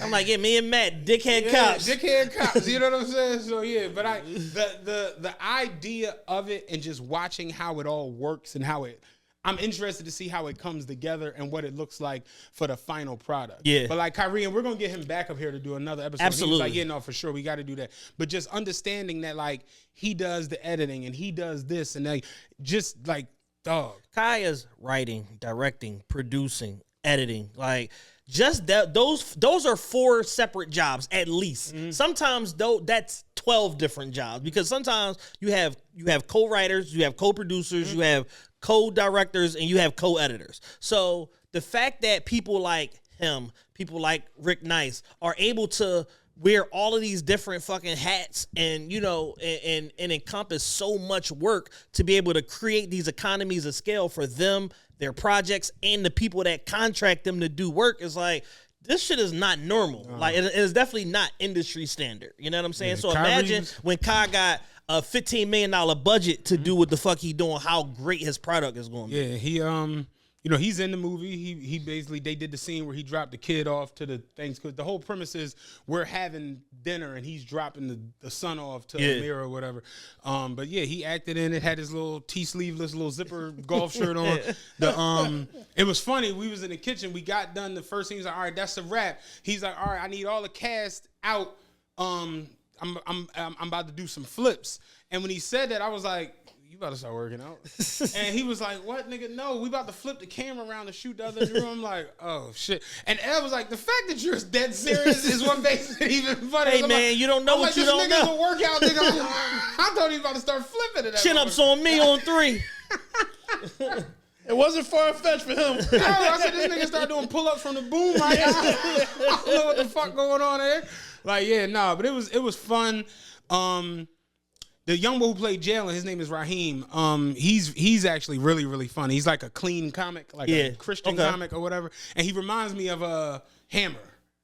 Like if he was like Hammer my pop, I'd be like, oh, all right. Not the real MC Hammer, the actor MC Hammer. Yeah. Romany, whatever his name is. Romani Malcolm. He reminds me a lot of him. But he was super talented. Both the Tiffs were super talented.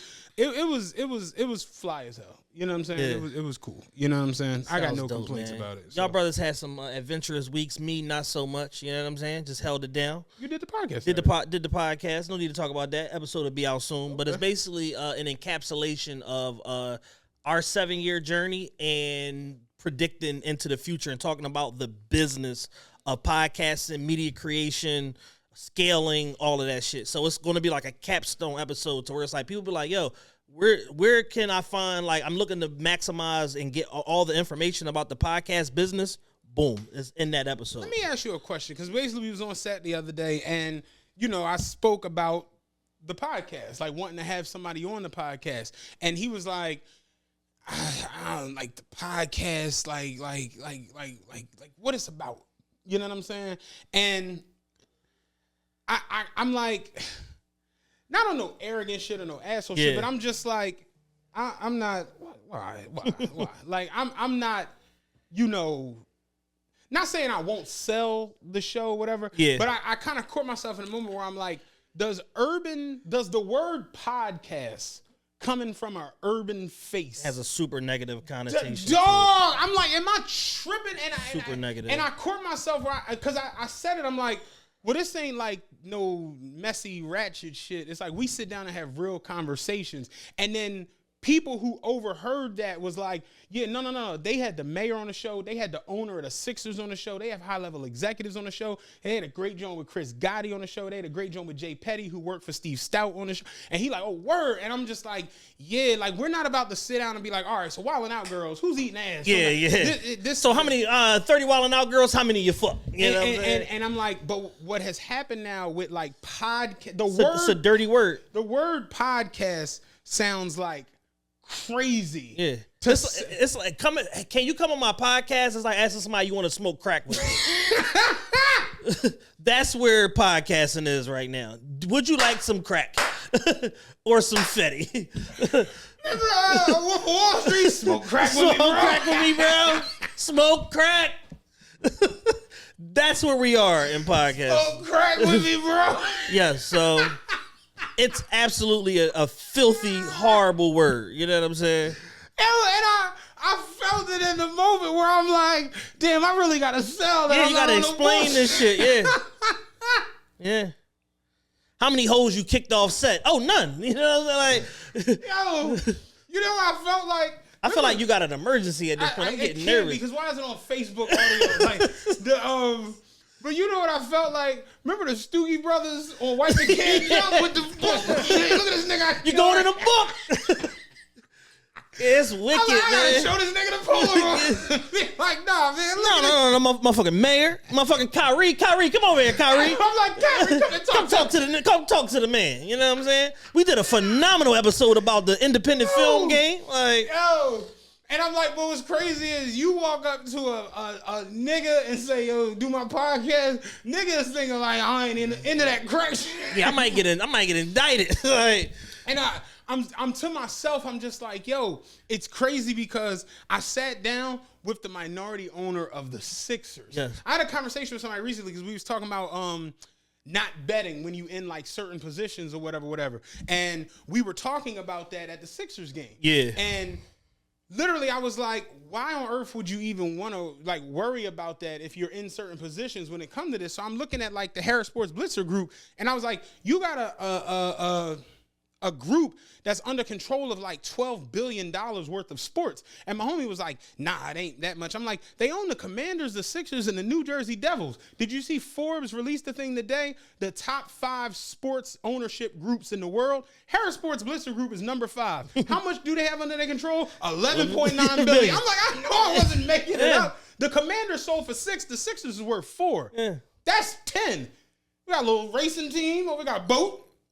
Crystal Palace FC, we own the Prudential Center. I'm like, dog. I'm like, they like you like. So it's like if I'm sitting down with people who are in that realm of shit, it's like the thought of even having to sell it that we ain't on some messy shit. That's the annoying part. That's the annoying part for me, where it's just like, how is it that I can sit down with someone who's the mayor of the 5th largest city in the fucking country, and then sit down with these executives, but it's like I gotta turn and be like, look, man, we don't be on no goofy shit. Like, it's kind of crazy. Think about the juxtaposition of the fact that you had a 2-term sitting mayor, also the person that was the president of the National Mayor's Council for all the mayors in the United States. And you had a minority owner of the Sixers, CEO of Campus Apartments that controls properties in 80 different locations across the nation. And all of those were off of one phone call with one intermediary connection. And you got to go through all of these hoops, jump through fire, do 14 backflips, 44 push-ups in a row to get a rapper on the fucking podcast. And I'm talking to my homie the other day, and it's just like we really going down the list where it's just like Catherine Gilmore Richardson is the majority chair of city council, and you know Councilman Curtis Jones and Morgan Cephas, like she controls budget. Jordan Harris is running the whole budget for the state. Yeah, it's the budget. Like so, it'd be kind of crazy because I think the word podcast, especially in like the urban rap hip hop scene, the word podcast has become like almost like a dirty word. Where it's like if you say like almost the way if you told a motherfucker you sold crack in 03, it's like you still selling crack. Like, that's how it feels, and it's just like damn, like what do I got to do to separate podcasts from like negativity? Because the crazy part is I tell people in other walks of life that I do a podcast and they say, "Oh, really great. What's your podcast about?" Ain't that fucking crazy? Yeah. Because their podcasts that they engage with are about shit. How crazy is that? When I say true story, I had the conversation with Superfan Nav from the Raptors with the turban. He saw my hoodie and was like, "TRPE, I like the because you had 6 logo. What is that?" I was like, "It's my podcast, TRPE." He's like, "Oh man, the media thing is blowing up. What are you talking about your podcast?" I'm like, "We cover everything: sports, entertainment, music, fashion, the streets." He's like, "Oh man, y'all cover all of y'all like Drake of the podcast in Toronto." Yeah. Or whatever. I'm like, "Yeah, pretty much." He's like, "I'm gonna check you out or whatever. Follow me on the gram." He be like liking shit when I mean like. It's crazy when you see that from like the other side of the world, and then like in the hood, if you say I do a podcast, it's like, "Oh, who your ops?"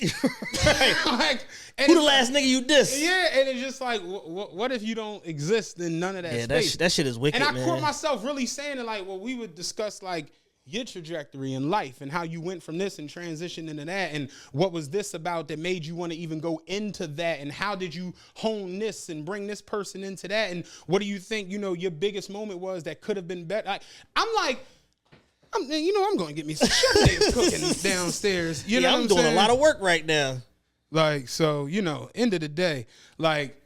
I just think that the word podcasting has gone left. And then there's another like a undertone of like, nigga, impress me. Like, why should I do your little show, nigga? Impress me. Sell me on what's the benefit for me doing your shit or whatever the case may be. And it's like, well, I don't know. I don't fucking know. Like, you know what I'm saying? Because we've already established some form of equal business stature by being in the same room on the same production. Yeah. So that alone should at least make you at least curious about doing the shit as opposed to like standoffish. You know what I mean? But I think honestly what it is the fact that so much mess gets highlighted and catapulted to the moon that people are become very, very like about what they engage themselves, like not what they engage with, but what they put themselves on. Yeah, absolutely. Because if this shit go left, who knows? If it go left and go right, great. Yeah. So the just the nature of of the cell when it comes to like podcasting. I'm more so. It's like funny that wild. you brought that up and what you see and it's so crazy because it made me. I felt it the other night. Pause. But and I meant to say it in the group chat, but it was late. And because I left from the set, it was like 2:30. Yeah. And I'm like, yo, is it just me or does the word podcast sound crazy now? Yeah, you gotta like call your shit something. You gotta like make up a word. Yeah, yeah. And I do a video newsletter. I have a multimedia entity. Video newsletter, funny as shit. But I have a video newsletter that's distributed on YouTube and RSS feed. It's so crazy because I was with Kev's law firm, his the guys, and literally it's like, this is Ross Feller Casey. Like, these are big wigs. Yeah. Big, like, them out of Casey's brother's a senator. And we're sitting there at the game, and he's like, "Yeah, what do you do?" I'm like, "I got a podcast I do." He's like, "Oh, really?" He's like, "Oh, that's the one Kev did." I'm like, yeah. He was like, "Oh, man, I got to come down there." The other one was like, "Relax." But it's just the simple fact that he heard that was like, "Oh, man, you got to get me down there." It's like, how is it that you get that energy? Or like Tom Klein, this is one of the biggest lawyers in the city. He saw me and was like, "Oh man, but how's the podcast going?" "Oh man, like the media thing is really blowing up, man." Like they're like that, but then on the flip side, if you say that, it's like, "Yeah, I do a podcast." Man, this nigga about to ask me to do a show. Man. Oh, this nigga, like I'm sleeping. Had me throwing water balloons on bitches. Like, the fuck is going on? I'm not trying to pour Hennessy over a bunch of hoes on camera. Oh, this nigga gonna ask me. Like, it's like that though, and that's how I felt in the moment where it's like, yo, I gotta get a business card. It's like let me ask you a question. Best cooking aid, Hennessy or Red Berry Ciroc? Like, what's your thoughts on that? You know what I'm saying? Let's let the people know. Man, shit that's crazy. Your camera, like. Yeah, but I felt it. I felt it in that moment where I'm just like, yo, saying you do a podcast in an urban space as an urban. That's a dirty word. Sounds nuts. Yeah, you got that. Remember when George Carlin was like the 7 dirty words you can't say on television? Yeah, it's like podcast is up there. Yo, man, it's reached that point, and it's so annoying because these other people have they got all kinds. Even the ones who do pop culture centric podcasts, it's still viewed from a place of like, "Oh man, you got the podcast." Like, it's like that, and it just we've ruined it, man. And the other part about it is that's like so tricky is that like the black podcasts, as messy as they can be, as raunchy as they can be, they didn't set the blueprint for that, you know what I'm saying, as an entity. You got podcasts like Call Her Daddy, Guys We Fucked, and all of that. Like, bro, those are the ones that set the blueprint for that shit. Let's keep it real. Jerry Springer set the blueprint for like Howard Stern bringing mess to the forefront of media, where Oprah couldn't believe it. Oprah was like, this motherfucker's really beating me in the ratings. And we was all just Jerry hype as shit with the Klan on the stage. Like, with the Klan on the stage. We was tuning in. Yeah, so it's like you can't fault, you know, as dumb as it is at times, as messy as it is in times, you almost can't even fault these young black creators for indulging in some of the bullshit that they indulge in the name of trying to get capital. It's like, because people are watching this shit. Yeah. So it's like, how much blame is owed? Because if nobody watched it, they wouldn't do it. So it's like, how much blame is owed to them? How much blame is owed to the audience? It's probably some shared blame. They both are part and parcel to a lot of this shit. I just think it's kind of like crazy that this, to me, seems like the big cycle of like modern day media, right? Yeah. It's, you create a media platform. You decide if you're going to go this way or that way. Yeah. If you go this way to do some like real investigative journalism or some real live like broadcasting on like real serious issues and facts, this track is slower than you getting fiends to fight each other in the streets. Right. So you got this track going this way, and this track gets here and gets picked up by every publication that's out. World Star, Twitter, everything is highlighting this Spiritual shit. World, the Gossip Tea. Everything is highlighted to where this person who's doing this now starts popping up on real television shows, and he's on the Breakfast Club, and he's on this, and he's on that. You're still over here doing real good interviews and sit downs, but you're doing it with the president of the school district of Philadelphia. You're doing it with the environmental science specialist for OSHA. And the head of the bar association. You see what I'm saying? So then this shit gets picked up by all these publications. Now all the rest of the world is starting to see this shit. So people who are like entities, where like you a rapper, a singer, a ball player, a fucking dancer, a choreographer, this and the third, you look at this shit like it's absolutely garbage, but you watch it every religiously time it comes on your religiously or on your YouTube feed. You don't pay this motherfucker over here no mind at all. And then this motherfucker who's doing the mess and doing the junk, he starts highlighting you for your bullshit whenever you got some bullshit going on. So if you got an illegitimate kid, or if you get in a fight at fucking Tao, or if you get a fucking DUI charge coming out of motherfucking, you know, Los Angeles or whatever. Yeah. So now you feel like to defend your name and who you is, you gotta go on that platform to make it known that you ain't on no fuck shit with the hoes, and you ain't do this and the third, and you ain't grab that bitch by a neck. I ain't cash up no money out that bitch account. And the whole time, this motherfucker is just waiting to sit down with you to have a real live conversation about how you made it out of that ridiculous situation when you was young, and how your mom did this and the third. Yeah. But you would never sit down with him because the traffic ain't there. And the whole time you look at this motherfucker with the same viewpoint that you look at this motherfucker, even though they're not even close. Yeah, they're not. The sensibilities are completely off. It's a why, and then this person is just like, man, this shit is moving slow to the motherfucker. Just waiting on my moment. Any minute now, I'm just doing this good journalism. And if you haul off and do anything like the person over here who done blown the fuck up 3 years ago do, they would call you crazy and a weirdo and all kinds of lame. And I've looked at some of the things that have gone on with modern day shit, and I'd be like, I would never do that. Yeah. Like, I would never say that. I would never engage in that. Think about the situations we've seen from people where, like, you've seen events, and I'd be like, I would never in a million years be a part of no shit like that. Yeah. But people love it and be like, man, this shit is great. But if I did that, it would be like, man, you weird. Just it's crazy at times. Yeah, it feels like a little bit like people are very hypocritical first and foremost, for sure. because people the main type of content people complain about is the main shit that they engage in. So again, if y'all didn't watch it, they wouldn't make it. They would find something else to do that they figured out to be more interesting. And with that being said, I do think the tide is starting to turn where people are starting to mature a little bit, not a lot, but a little bit, and are starting to look for alternative type of content, something that's going to feed their brain, that's going to, you know, soothe them in a way that's not solely like entertainment based, and more importantly, not just mess. I did a podcast audit the other day of like a big platform that was taking over World Star and was constantly on the Shade Room and this, and I go to their page and I'm like, it's been about 11 months. Y'all ain't had a video crack 8,000 views. Like it's getting dark over this motherfucker. And it's like, yeah, eventually the audience leaves because the message no longer serves them. Whereas something that we do, our shit is on a steady upcline, and we see these peaks at different points when we, you know, when we onboard people and do episodes with people that are outside of our normal wheelhouse, like a Mike Knox, like a Dave Anderson, whatever. Those episodes shoot to the fucking moon because it's a crack in the matrix and it resonates with a different type of audience past who we normally speak to. So and our regular content, like how we do this, is just on me and Dan just talked about it last night. We just want a steady uptick because people are looking to be fulfilled in different ways now, and they're abandoning some of the bullshit. They're finally starting to take action behind the things that they say.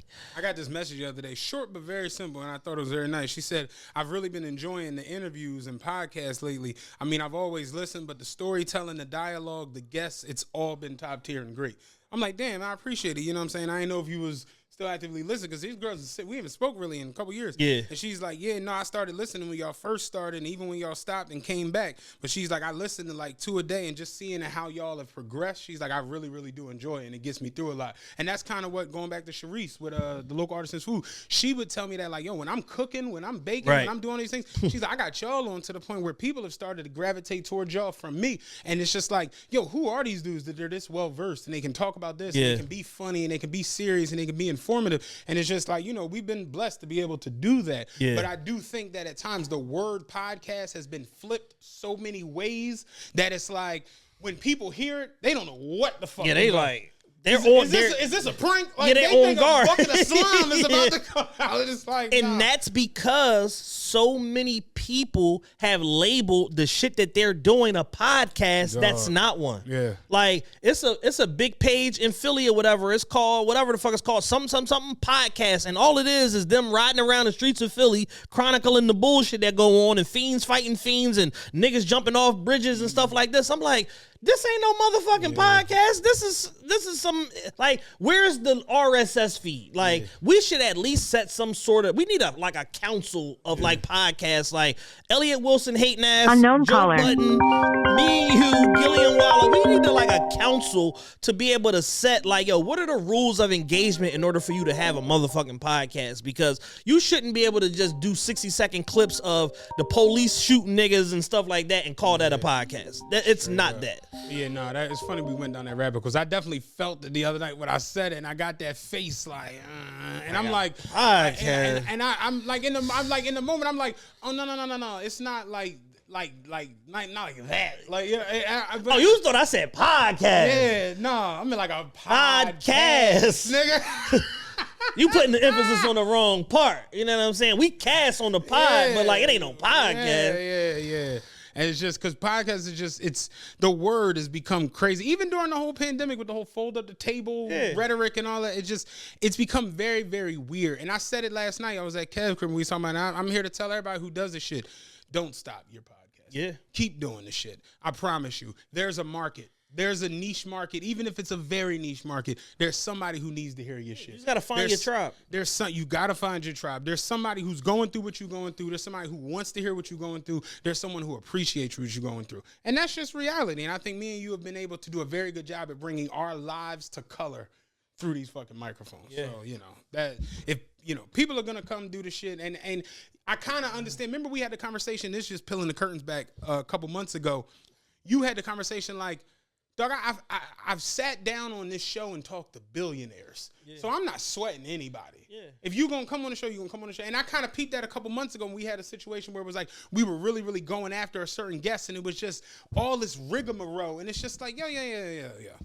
if the owner of the Sixers, and it's I don't want to keep harping on that, but it's like this man owns the fucking Sixers. Yeah. If I don't gotta go through rigmarole, like literally, I saw him at the game the other night, and he was just like, "Yo, y'all gotta get me back up." It's like, no, we do. We were at the facility. And he knew we were there at the Sixers facility in Camden. He popped in, "Hey, what's going on, guys? What's up?"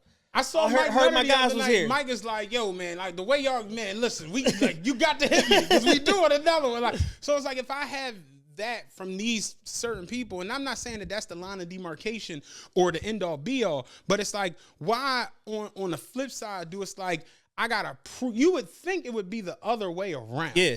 But I understand. I should be vetting you for my platform, not the other, not you vetting me to appear. And that right there is the problem with a lot of it's the fact that anybody got a mic and a camera, so it's a gazillion platforms. Yeah. There isn't no vetting anymore unless you reach to a certain level of. But here goes the thing: certain level of nonsense. Yeah, and that's the part that people are missing. Yeah, like y'all basically like Shannon Sharp said it the other day.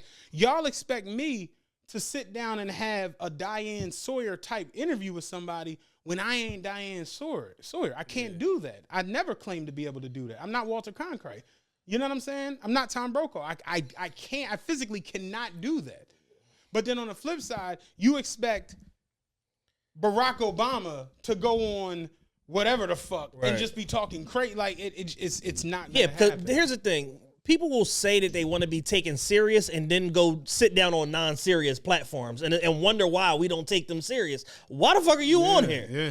Like this doesn't even make any sense. And it's like, yo, people are just losing their minds in the name of trying to get with the biggest audience that casts the widest net to be able to spread their fucking propaganda. Yeah. They don't care if it makes them look like a hypocrite. They don't care if it makes them look like fucking less than intelligent, whatever. It's like, no, but I'm going to go in there. I'm going to change the narrative. And it's like, no, you ain't. You're going to go in there. You're going to be the same jackass that the last 33 jackasses was. Like, it don't work that way. But I've court that where like, it's a wild dynamic. But you know, we could be here all day on that. I kind of want to get into some funny, silly. Yeah, shit. Before we get out of here, wait. I don't even care what you got next. Cause you know, I feel so.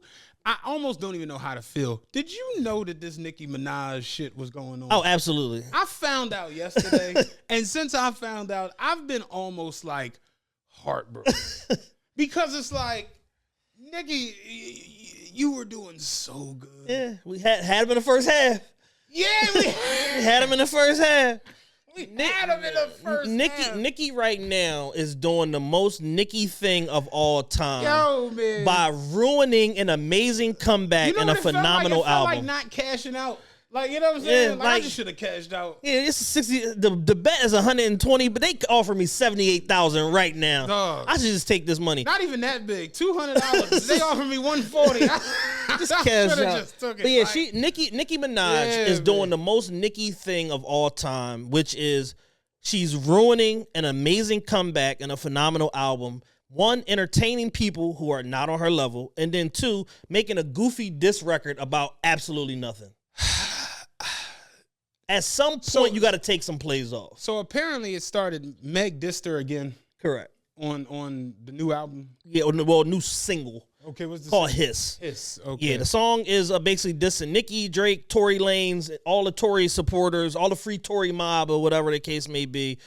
Crack #1 trending on YouTube, 3 million views in 24 hours, #1 on Apple Music, and then from there, the Twitter universe, which is Black women headquarters, activated. All of the hotties activated. The sleeper cells, the primary cells, a lot of cells. They all activated and was going at it with the barbs. And that shit started on Friday. I literally told them yesterday at Care, I'm like, I have just completely disconnected from like all of women's modern day rap.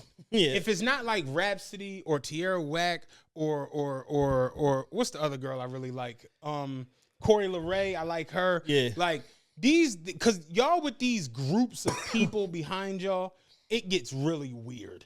Like when you got the hotties and the barbs and this crew and that, it just, y'all have too much time on your hands that whenever something happens with Megan, y'all are in the comments going fucking nuts. When something happens with Nicki, the hotties is in the y'all need help, like pills and job applications. Oh, it's just, it seems so tiring. And my biggest takeaway is like the modern day like woman is just y'all. Why are y'all so angry with each other all the fucking time? Like, why can't y'all just be cool? Why can't y'all coexist? What's the issue in that? Because everything is this or that. You seen that meme that's going around? It was like, what's the biggest scam women fell for? And it was like empowerment brunches from all the mean girls. Yeah. It's like, dog, women are mean as shit all the fucking time. Like, you see this shit where it's just like, it don't be nothing going on, and then boom, pandemonium out of nowhere. It's just like, it makes zero. Like Ice Spice and Lotto are beefing right now. It just, hey, listen. Over nothing. We got to get it. Like, we got to get No, because she did my swipe move. You know, I bend over and then I stick my middle finger up at my pussy. She did that. So now she And that's the one thing with men I just love at times being a man. It's like men we just inherently, on the set the other day, Hitman, I've never met this motherfucker. We don't know each other from nowhere. He's on Wildin' Out in a battle rap legend. I walked into the room. He's like, "What's up with you, big dog? Like, shit, what's up with you?" That's how we met. Yeah. He's looking at his phone and he's like, "Man, I Sixers, man, +5." I'm like, "Nah, you could have got it at the +13. Like once they sat everybody, or whatever." He's like, "Yeah, I didn't even know they was gonna sit Maxey and fucking Embiid." I was like, "Yeah, they sat the whole joint or whatever." He's like, "I don't know about this Knicks game." I'm like, "Clippers under, man. That's the one." He's like, "Yeah," and I was like, "We chopping it the fuck up in a millisecond off of nothing." And Chris Rock was saying that shit on one of his stand-ups. He's like, "You go on these grown play dates, your wife will shove you into the basement with men you've never seen, talking about, go ahead, they like LeBron just like you." He's like, "Now you in a room full of strangers talking about, I like LeBron," and they like, "Yeah, LeBron good, yeah, man." It's like, that's how simple men are. Did you see Deion Cole new stand up? He was like, if you see a fat ass out in public and it's really fat, he was like, you start looking around to see if anybody else is peeping with you. He's like, you'll see a nigga across the street and you like, oh, man, he like, he's like, y'all both going crazy about it. He's like, you walking across the street like, man, that shit was nuts. He's like, I know, right? He's like, Deion, by the way, brother. Like, that's men. You wanna go get a drink? You wanna get some cognac? True story, man. Ray, and I hope Ray listen to this. He got the Jamaican spot out McDade, Miss Tiny's. That's my man for like ever and shit. This was like, we was like 19, 20. Our homie K-Rock, his mom, Miss Carol, rest in peace, Miss Carol, she passed away. She had invited us for like Thanksgiving dinner or whatever. So it's Thanksgiving. We walking through the breezeway, coming from my crib, going to K-Rock crib. It was an old head walk past. We never seen old head before. It's Thanksgiving, so you know the neighborhood on Thanksgiving is like people in and out you never really seen and shit. He walking past us. He's smoking a joint. Ray say it to me, but he say it loud enough that he's like, damn, I wish I had a joint to kill like old head. Old head turned around, opened his vest. He had a bag of joints. He gave one to me and one of them was like, "Happy holidays, young brother." I'm like, my man, good luck. It's like asking ye shall receive. Like, but a woman walked past me like, "I wish I had a joint to kill." Bitch, you better go get your these is boss bitch joints. You ain't getting up. Like, women are just mean with each other all the time, dog. And men we don't exist like that. Nigga see a nigga just be like, "What's up, dog? Fuck with them. Yeah, I appreciate it, dog. Yeah."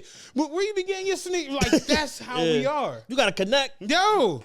I used to go down to the Villa, but they stopped carrying all this. That's how we are. And I looked at this shit and I'm just like, dog, you would think Nicki's worth every bit of $150 million. I think last one I seen was $180. Every little bit of 100. Yeah.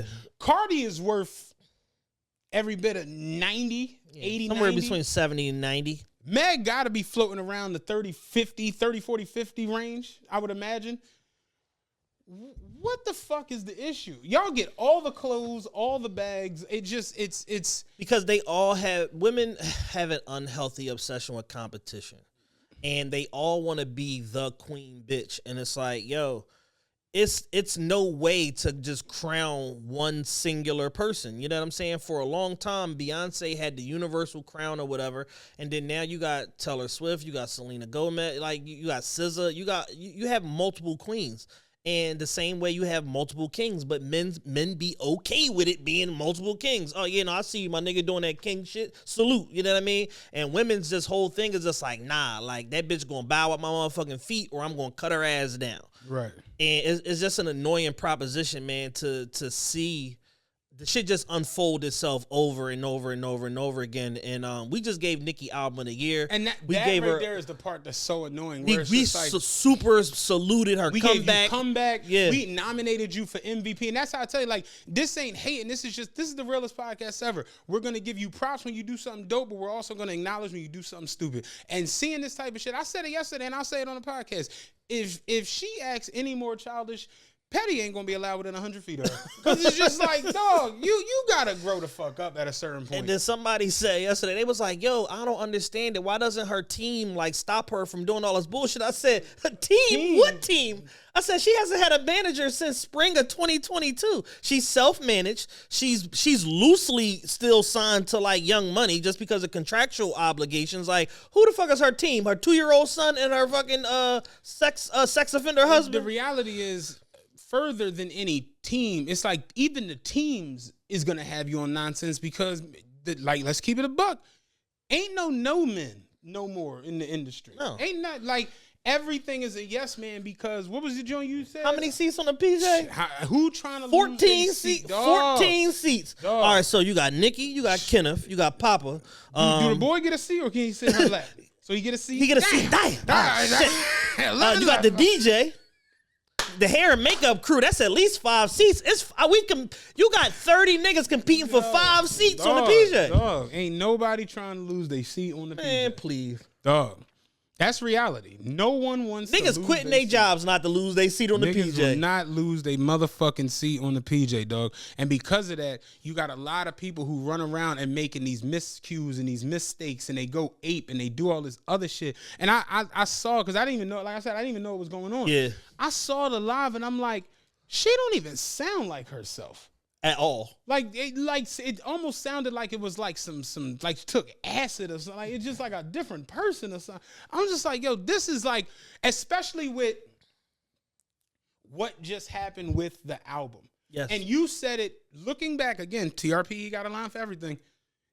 Listen to what you said when we gave Nicki, we did a 15-minute breakdown on the album right before we did the award show. Yeah. And you said it on that episode. Everything about this has been brilliant. The rollout, the graphics, the visuals, you look amazing every time. And what's really caught people off guard is you not doing the typical nut-ass bitch shit. Yeah. So to see it not even 25 days after the year started, it's just like... She said, oh, album platinum? Watch this. Are we platinum? Oh, we platinum? Oh, nigga. Oh, nigga. Super Freaky Girl, triple platinum. All the other singles is gold. Oh, nigga, let's go. And the thing is, Nicki, to me, it isn't enough for her to just be the best, which she is. Mm-hmm. You are the best. You are the GOAT and the boat. You got the best ability and you got the most accomplishments. I'll go there, and you can get mad at me if you want to. Not even just as far as the female rappers. As far as this movement of like the boss babe and the don't put... all of it has a bit of Nick.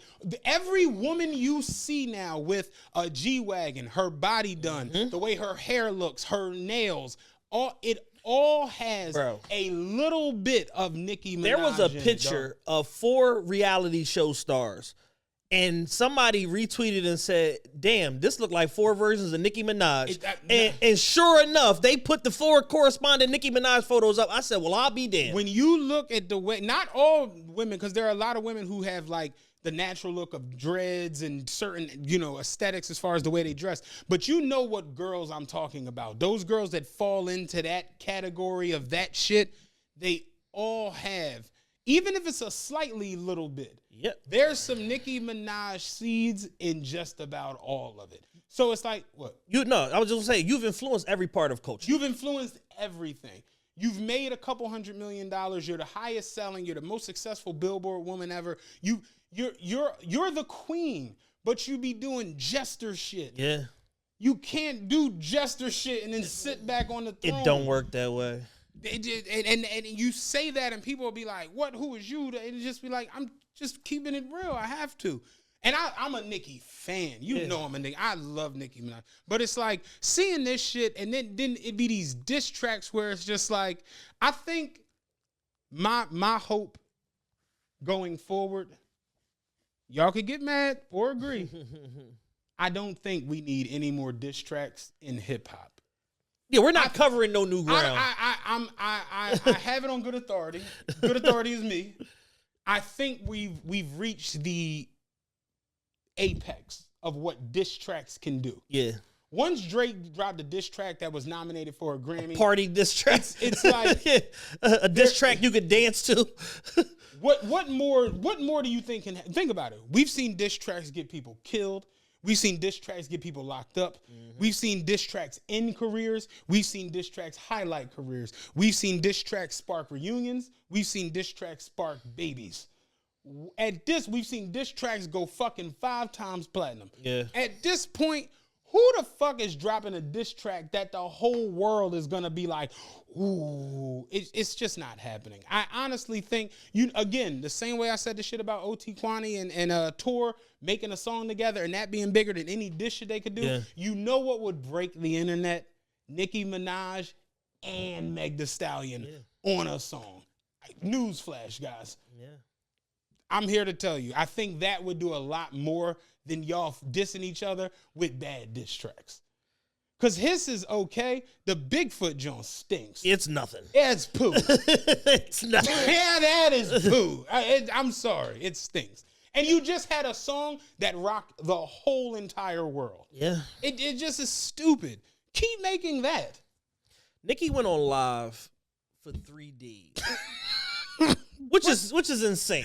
I'm gonna take the clip from our, if you not on the Patreon, patreon.com/official TRPE, but you said it on the Patreon. I think I got it queued up because I was meant to take this shit. How do niggas mitigate their problems? Dog. Instagram Live. I swear to God, I was listening to it last night and I was fucking dying. The girl has been on Instagram Live for 3 days running, and she's talking about any and everything as it relates to Megan and the behind the scenes and spilling tea and what she did, and she need to repent for her dead mama and this, and I'm just like, yo, how do y'all watch this shit? I watched about 2 minutes of it and my head hurt. And I'm just like, yo, at some point, Nicki has to be exactly who she says she is. You say you're the queen. We understand you are the queen in accomplishments and ability and all of that shit. And you keep doing, like you say, you keep doing court jester shit. And you keep indulging in stuff that doesn't even fucking deserve your attention. And you could have killed the Megan diss with one little sentence. Oh, that was cute. And just move the fuck on. All right. I can't find it, but you could have. Oh, that was cute, and moved the fuck on because we know she can't rap better than you. She knows she can't rap better than you. Right. Most niggas can't rap better than you when you on your shit. So what is she really going to say that's supposed to like tilt the fucking tilt the scale in her favor over you when your fans aren't her fans and vice versa? You know what I'm saying? And something that somebody said recently.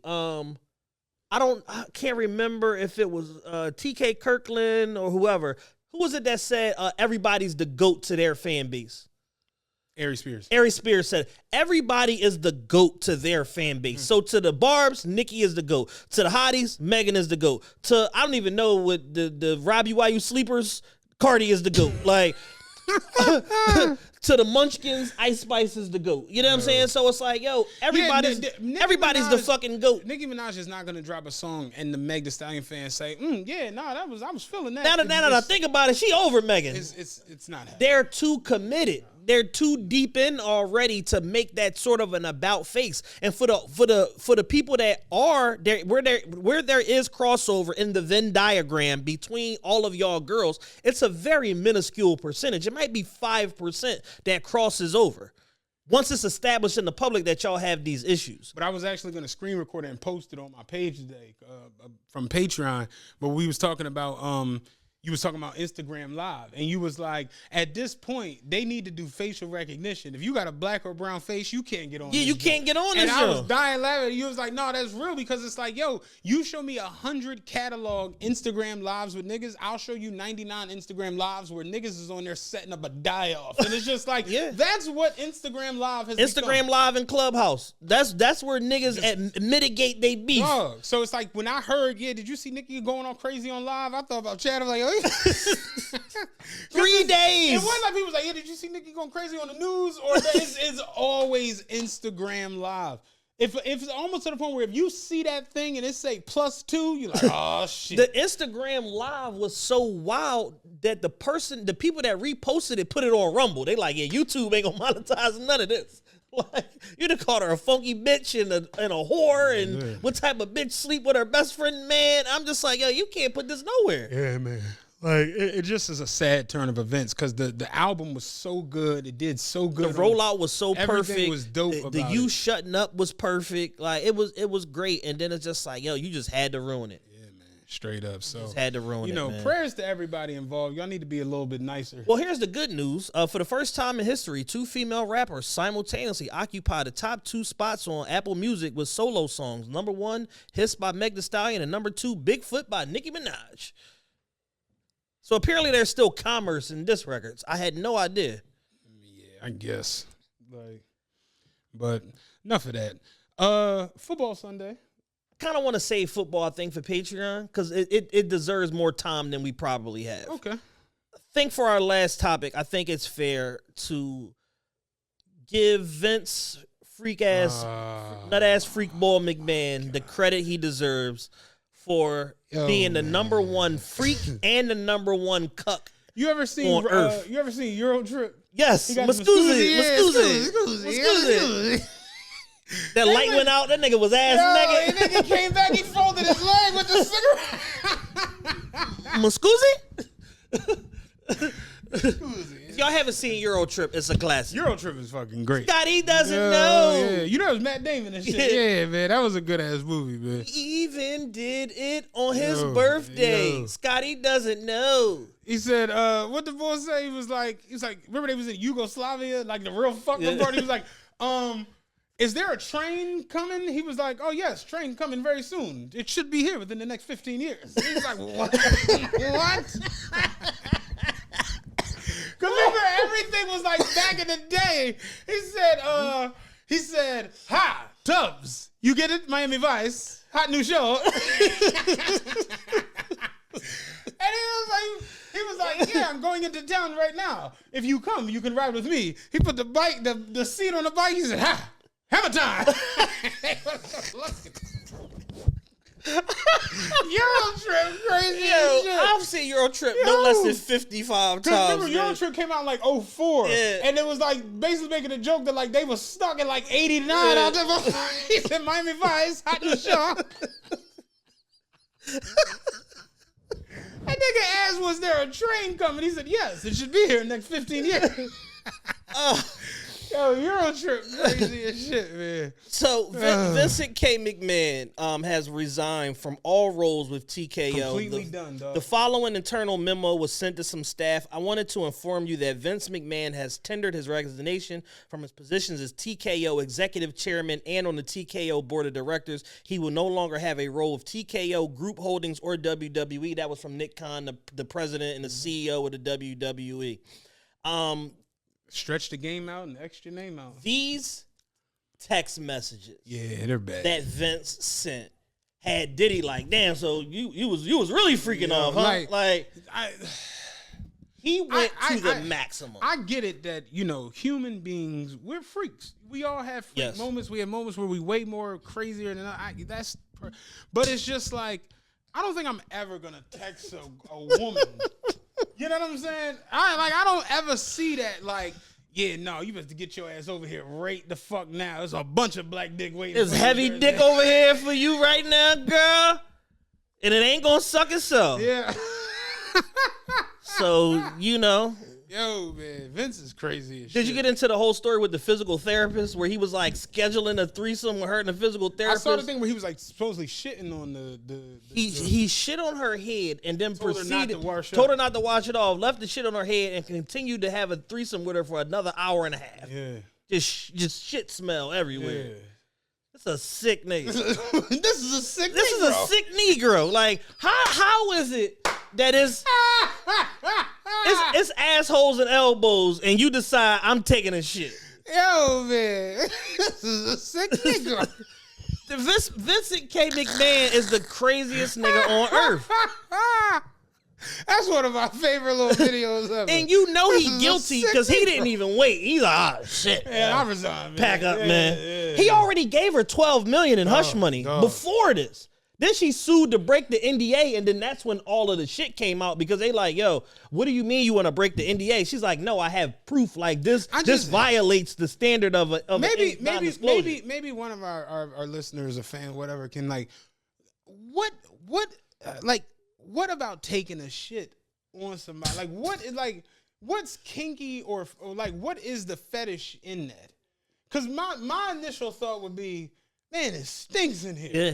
Like the whole atmosphere, the air quality. You know, you go on your phone and it'd be like air quality -9. Yeah. Like, it's like the air quality has changed in this room. Somebody that lives in my apartment, I don't know who they are, because if I know, I'm gonna whoop their ass. They let their dog take a shit in the lobby yesterday and didn't clean it up, and I turned into a full Karen. Oh man, So you take a shit during a threesome, like it ain't no more threesome. It's over. It's time to go home. Yeah, like you can't shit on her and just like, and that's just rub that in. You know what I'm saying? Keep going, John. I might snuff you, like real shit, because it's just like, what the fuck are you doing? Then when you find out that it was him and John Laurinaitis, old ass John Laurinaitis barely can walk. Yeah. Him and John Laurinaitis. Hey, did you talk to Johnny? Because he's really down bad for that pussy. You know what I'm saying? And it's just. He told her, make sure you call Johnny on the phone because he's a jackass. He'll write some shit that'll get him and you jammed up. Have everybody looking at us crazy. Yeah. Meanwhile, your text messages are not even fit to be fucking ran on evasiveangles.com. Yeah, evasive angles. Like me personally, it's just I see shit like this and I'm just like, damn, dog. Like maybe I'm not as sexually advanced as I like to think, because it's just like, I felt proud. I said I'd never approach none of this. I said, damn, maybe I'm not a slut after all. Man, I think I'm the man, but it's just like, I don't got none of that in me. Like, shitting on a bitch, wiping it all over, and then being like, don't move, stay here for the next hour. Let's continue to get it popping. It's crazy. You know what I'm saying? It's crazy. So here's the story from Ringside News. Vince McMahon found himself thrust into the midst of a shocking scandal as it came to light. He had securely paid a staggering $3 million in hush money.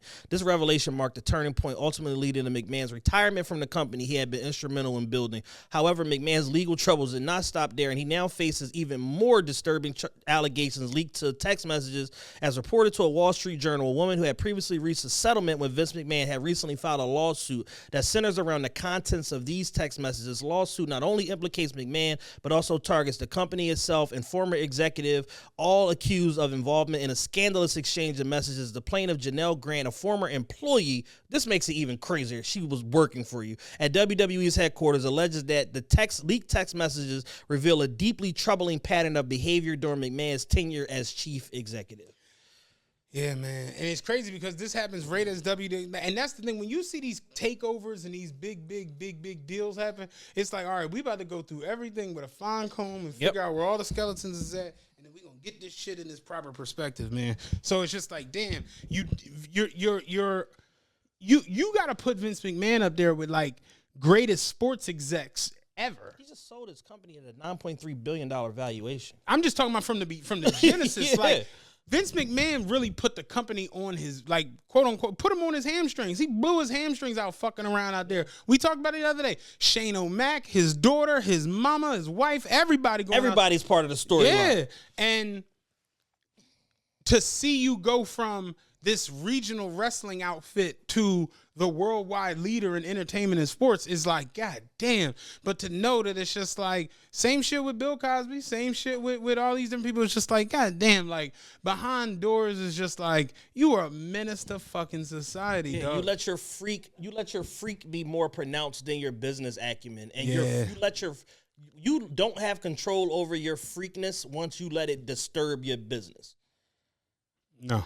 And you look at Harvey Weinstein, you look at all these dudes. Like, Matt Lauer is probably the only one who's just like, damn, y'all got me. All right, I'm out. And just, you ain't seen Matt. Oh, y'all saw the button? Oh, shit. Found the button. And, you know, for what it's worth, there's a lot. These are going to continue to happen because it was a pattern of this shit. Yeah. And this, for lack of a better words, this shit was standard operating procedure for a lot of high-level business. Not even high-level business, just business. We talked recently about how just freaked off the old heads was when we was young boys. Like, why are you this comfortable being this freaked-out old head around a bunch of young niggas? But that was the norm. You know niggas that was partying shit with they pop. Dog. Like, you can't initiate that. That's old head bringing you in on that shit. Got something for you, Dad. Don't work that way. No. But yeah, like the 60s. It's on that 60s docuseries. They got a episode called "Sex, Drugs, and Rock and Roll." Yeah, it's talking about how free and like liberated everyone was during that era. And it's just like, yo, like the hippie culture was just like, man, you want to fuck, you just fuck. You know, just figure out who in front of you and just fuck. Like, you know, like that was what it was. Ain't no consent nowhere in the air. No consent. What? Bitch, you here? You know what I'm saying? That was how. Yeah, you consented when you walked through the door. And you look at all of these guys who like think like Bill Cosby. You think Bill Cosby had to drug people? Fuck no. Bill got that was part of his kink. I want you helpless when I put this pudding pop in you. Yeah, you know what I'm saying? Man. So it's just crazy to see another hero falling. Another titan of industry. Another titan of industry falling from the greatness level, man.